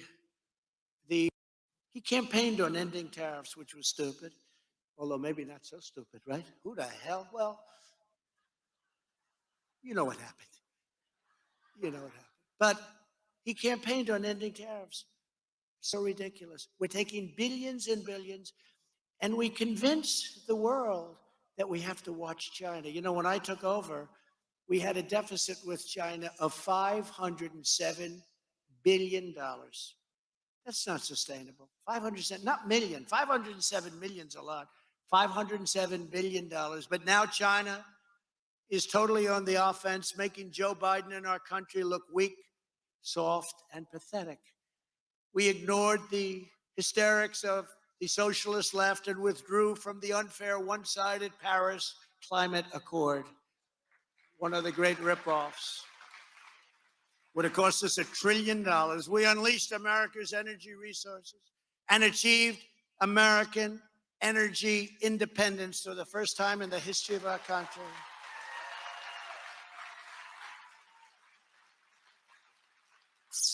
And we don't need windmills in Texas and lots of other places. We don't need windmills. They ought to end that program as quickly as they can. When the plague came in from China, I dragged the slow and complacent bureaucrats from the FDA and the CDC into the Oval Office. I pushed them like they have never been pushed before. And thanks to the relentless efforts of my administration and me, we got miraculous therapeutics straight to patients with historic speed. And we produced 3 vaccines to end the pandemic in record time. Would have never happened. Would have never happened. We did it in less than 9 months. They said a minimum of 3 years, probably 5 years. And sir, it probably won't happen at all. And if we didn't have that, we would be in a position like perhaps over 100 years ago, right? 1917, over 100 people. I hear different numbers, but perhaps as many as 100 million people died. We beat back the failed foreign policy establishment to withdraw from the disastrous Iran nuclear deal. We recognized Jerusalem as Israel's capital and Israeli sovereignty over the Golan Heights.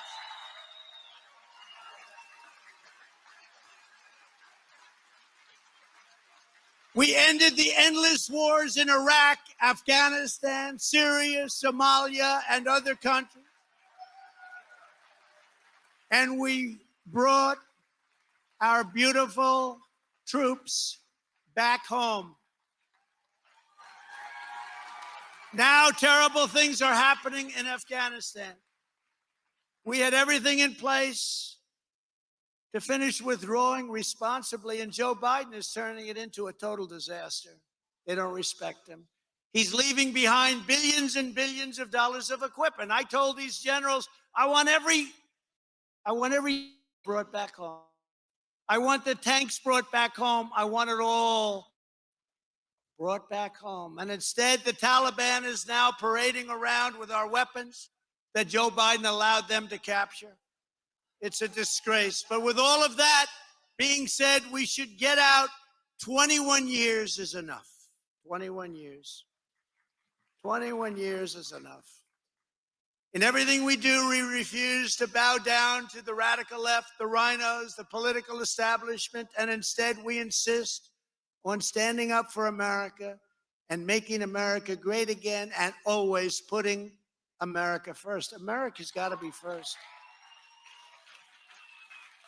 Every day, more people are realizing that we were right on all of the key issues and that this is the reason why our endorsement has become, and it's really not just my endorsement, it's your endorsement, has become the most powerful weapon in politics. Last year, exact numbers, because if they weren't exact, they will come out at me, you wouldn't believe. 120 of the 122 candidates we endorsed in congressional primary elections won. So think of that. And the 2 that didn't, actually, they turned out to be great Trump people. They really did. They turned out to be great. But we had a great string of endorsements. We love the candidates we endorse. We're endorsing a lot of good ones right now. In the Senate primary elections, we were undefeated, 21-0, 21-0. Can't say I'm happy about all of them, but that's okay. So far in the 2022 election cycle, we are already 10-0 on endorsements. And you're going to check this, and they're going to check. Oh, they'll be checking tonight, Matt. They're going to be up there tonight checking. Oh, they want to find it. It's not 10-0. It's 10-1. He lied. He's a terrible person. In the face of the Biden administration's far-left campaign to transform our country and erase our history, we are not backing down. We will never back down. When we regain control of Congress, we will immediately regain control of our border. And it's not that easy. I watch a lot of our good congressmen get onto it. All we have to do is redo the Trump edict. It's not that easy. We negotiated with those countries, and it wasn't simple, very complex. We had it better than ever before. It's so sad to see what happened. We will hold China accountable for the damage and suffering they have caused and make them pay trillions of dollars in reparations to us and to the world. We will break up the big tech monopolies and bring back free speech. We can't let this continue. We will take back our elections, and finally, we will always include a thing called voter ID. That's another thing. The Democrats are now saying, oh, we always wanted voter ID. There was a poll, 88% of the people in the country want voter ID. So now the Democrats, again, same old story. They're saying, we want voter ID. We've always wanted voter ID. These people are sick. We will completely defund and bar critical race theory. 1776, not 1619, if you don't mind. And if government-run schools are going to teach children to hate their country, we will demand school choice, and we already have been. If you listen to the media or watch the evening newscasts, our country has really gone bad. All we talk about is race. That's all they talk about, race. The whole show, race, race. We don't talk about our country being great anymore. We don't talk about how America can lead the world.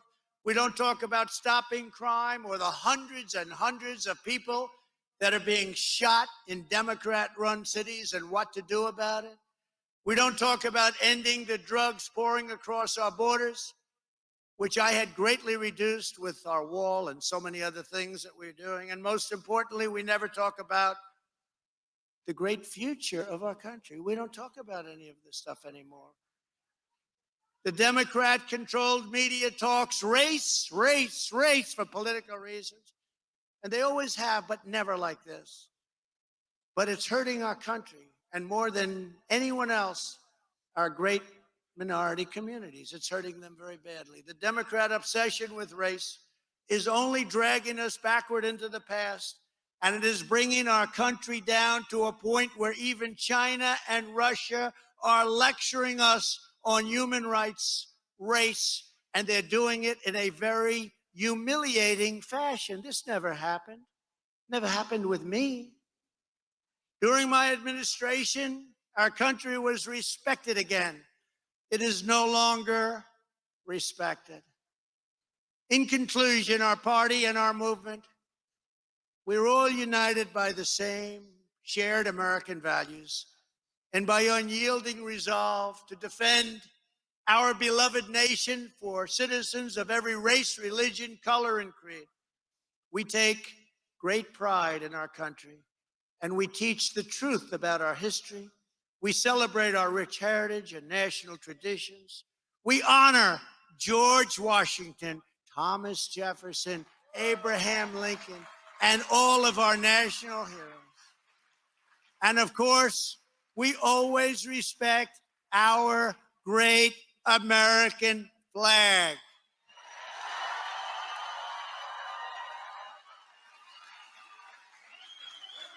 We believe in patriotic education for our children, and we strongly oppose the radical indoctrination of America's youth. We are committed to defending innocent life and to proudly upholding the Judeo-Christian values of our nation's founding. We embrace free thought. We stand up to political correctness, and we reject intolerance of left-wing cancel culture. We, in our Constitution and in law and order, we want law and order. We demand law and order. We don't want people shot and killed in our cities. We totally respect and support the men and women of law enforcement. They will never be defunded. We are devoted to our communities. We are loyal to our fellow citizens. And above all, we live by the words of our national motto, "In God we trust." These are the convictions that define our movement today and must define the Republican Party, which has truly become the party of the working man and woman. The working man, the working woman. That's what's happening. Look how many people are joining. We have a much different party than we had 5 years ago. You were in big trouble, Republicans, and look what's happening. True story. Now, for the next 16 months, we must pour every ounce of our energy into winning a historic victory in the midterm. We will never give up our search for truth and justice for what happened in the corrupt presidential election of 2020, because without that truth, we cannot have an honest election in 2022 or 2024, no matter what they want to tell you. And our country will soon stand proudly for free and strong and proper elections again. The election fraud of 2020 is the single most requested topic for me and others to talk about. Ahead of the border, even ahead of crime. Because think of what they've done. What they've done is so sad. Look what's happened to our country in just a short number of months. Everyone here today and every conservative all across our land needs to decide right now that together we will save this country. We must decide that we will not stop, we will not rest until our American heritage of freedom, liberty, and justice is once again safe and once again secure.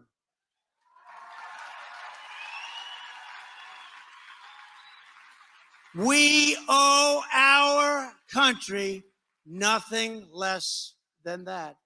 Our glorious American inheritance was passed down to us by generations of American patriots who gave everything they had, their sweat, their blood, and even their way of lives to build America into the greatest nation in the history of the world.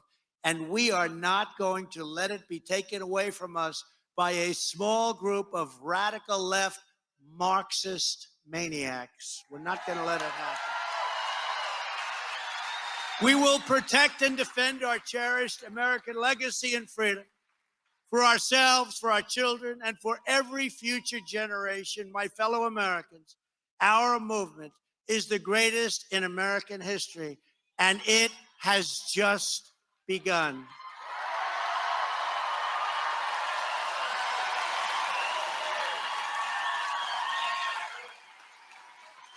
With your help, your devotion, your brilliance, and your drive, we will carry forward the torch of American liberty.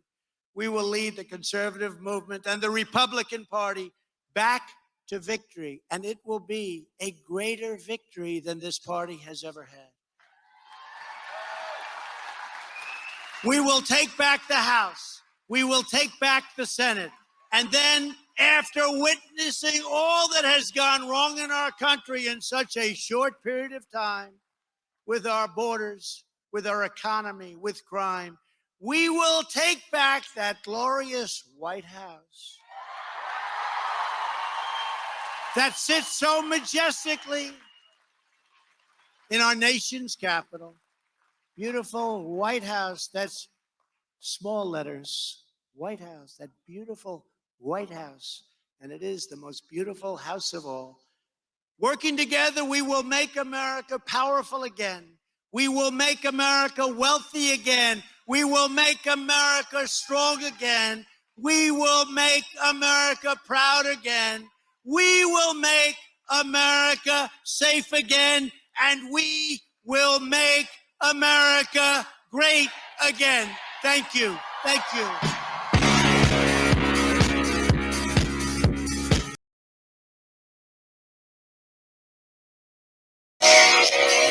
Yeah, the man knows how to end a speech, I'll say that.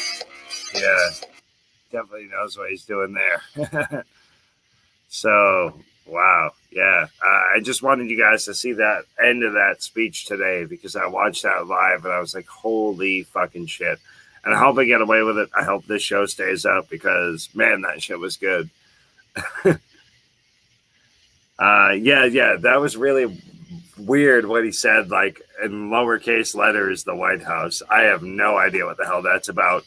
I do have a theory about what that's about, and this is just my wild conspiracy theorist brain going off. But Mar-a-Lago, where he lives, actually is a secondary White House, and it has skiffs in it and everything. I mean, it's literally was built as a secondary White House, and he ended up buying it. There's a whole thing on how he got the deal on that. We can do that in another show. But yeah, that was a little weird. I did think that. So what I wanted to end on is I've been doing a lot of Psalms lately, and for zero reason whatsoever, I just decided the number 17 was going to be a good number for tonight. So we're going to listen to Psalm 17 to end the show, and then I'm going to end the show after that. So thank you all for joining me. We're just going to listen to it. It's about a minute and a half long or so. It's not very long. I haven't heard it yet, actually, to be honest, off the top of my head. But we're going to listen to Psalm 17 here. Let's go ahead and do that. Psalm 17, a prayer of David. Hear, O Lord, my righteous plea. Listen to my cry.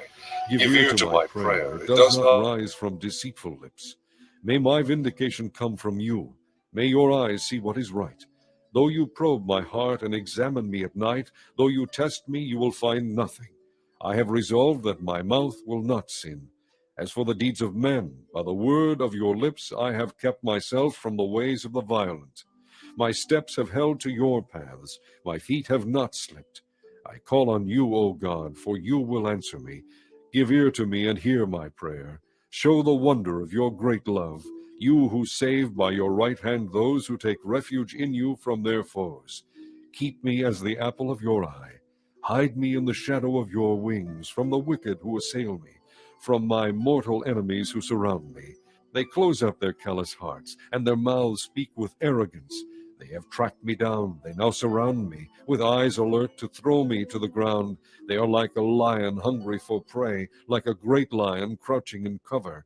Rise up, O Lord, confront them, bring them down. Rescue me from the wicked by your sword. O Lord, by your hand save me from such men, from men of this world whose reward is in this life. You still the hunger of those you cherish. Their sons have plenty, and they store up wealth for their children. And I, in righteousness, I will see your face. When I awake, I will be satisfied with seeing your likeness.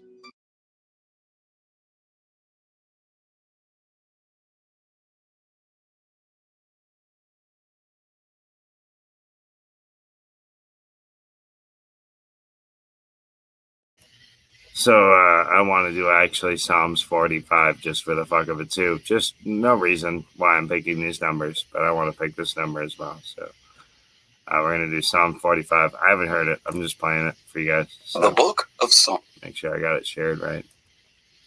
I didn't share it yet. Just give me a second. We're going to do Psalms 45, and then I'm going to end the show. I lied. See? Look at me. Lying to you guys, telling you I'm going to quit, and I didn't quit yet. So we're going to listen to Psalms 45 for no other reason than I like that number too.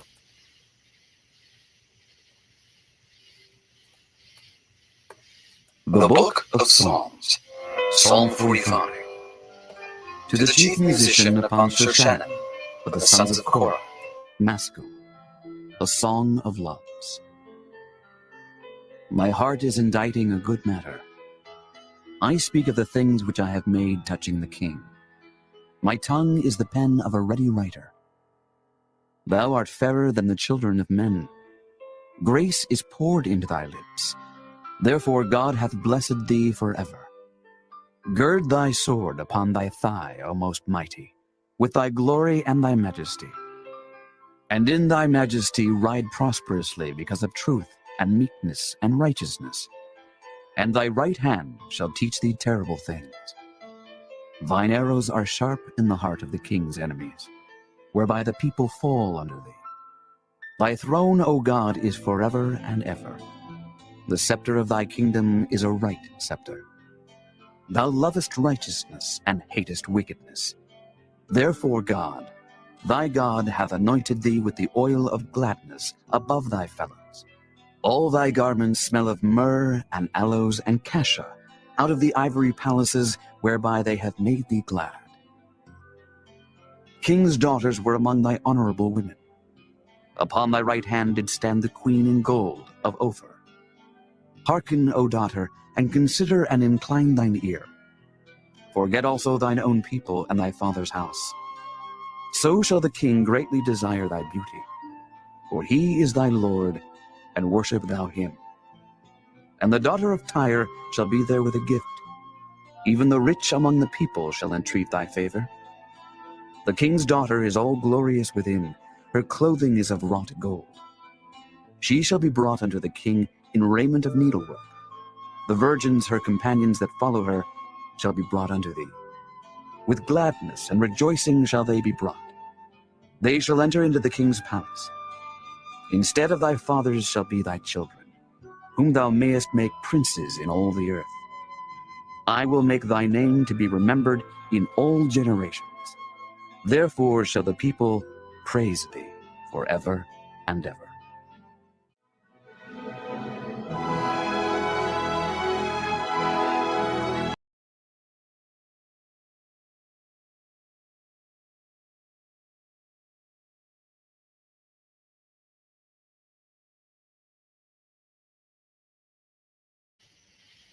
So there you have it. I guess that's basically all I got for the night. I gotta. My lady's been making food, and I have dinner ready, so I gotta go in and eat.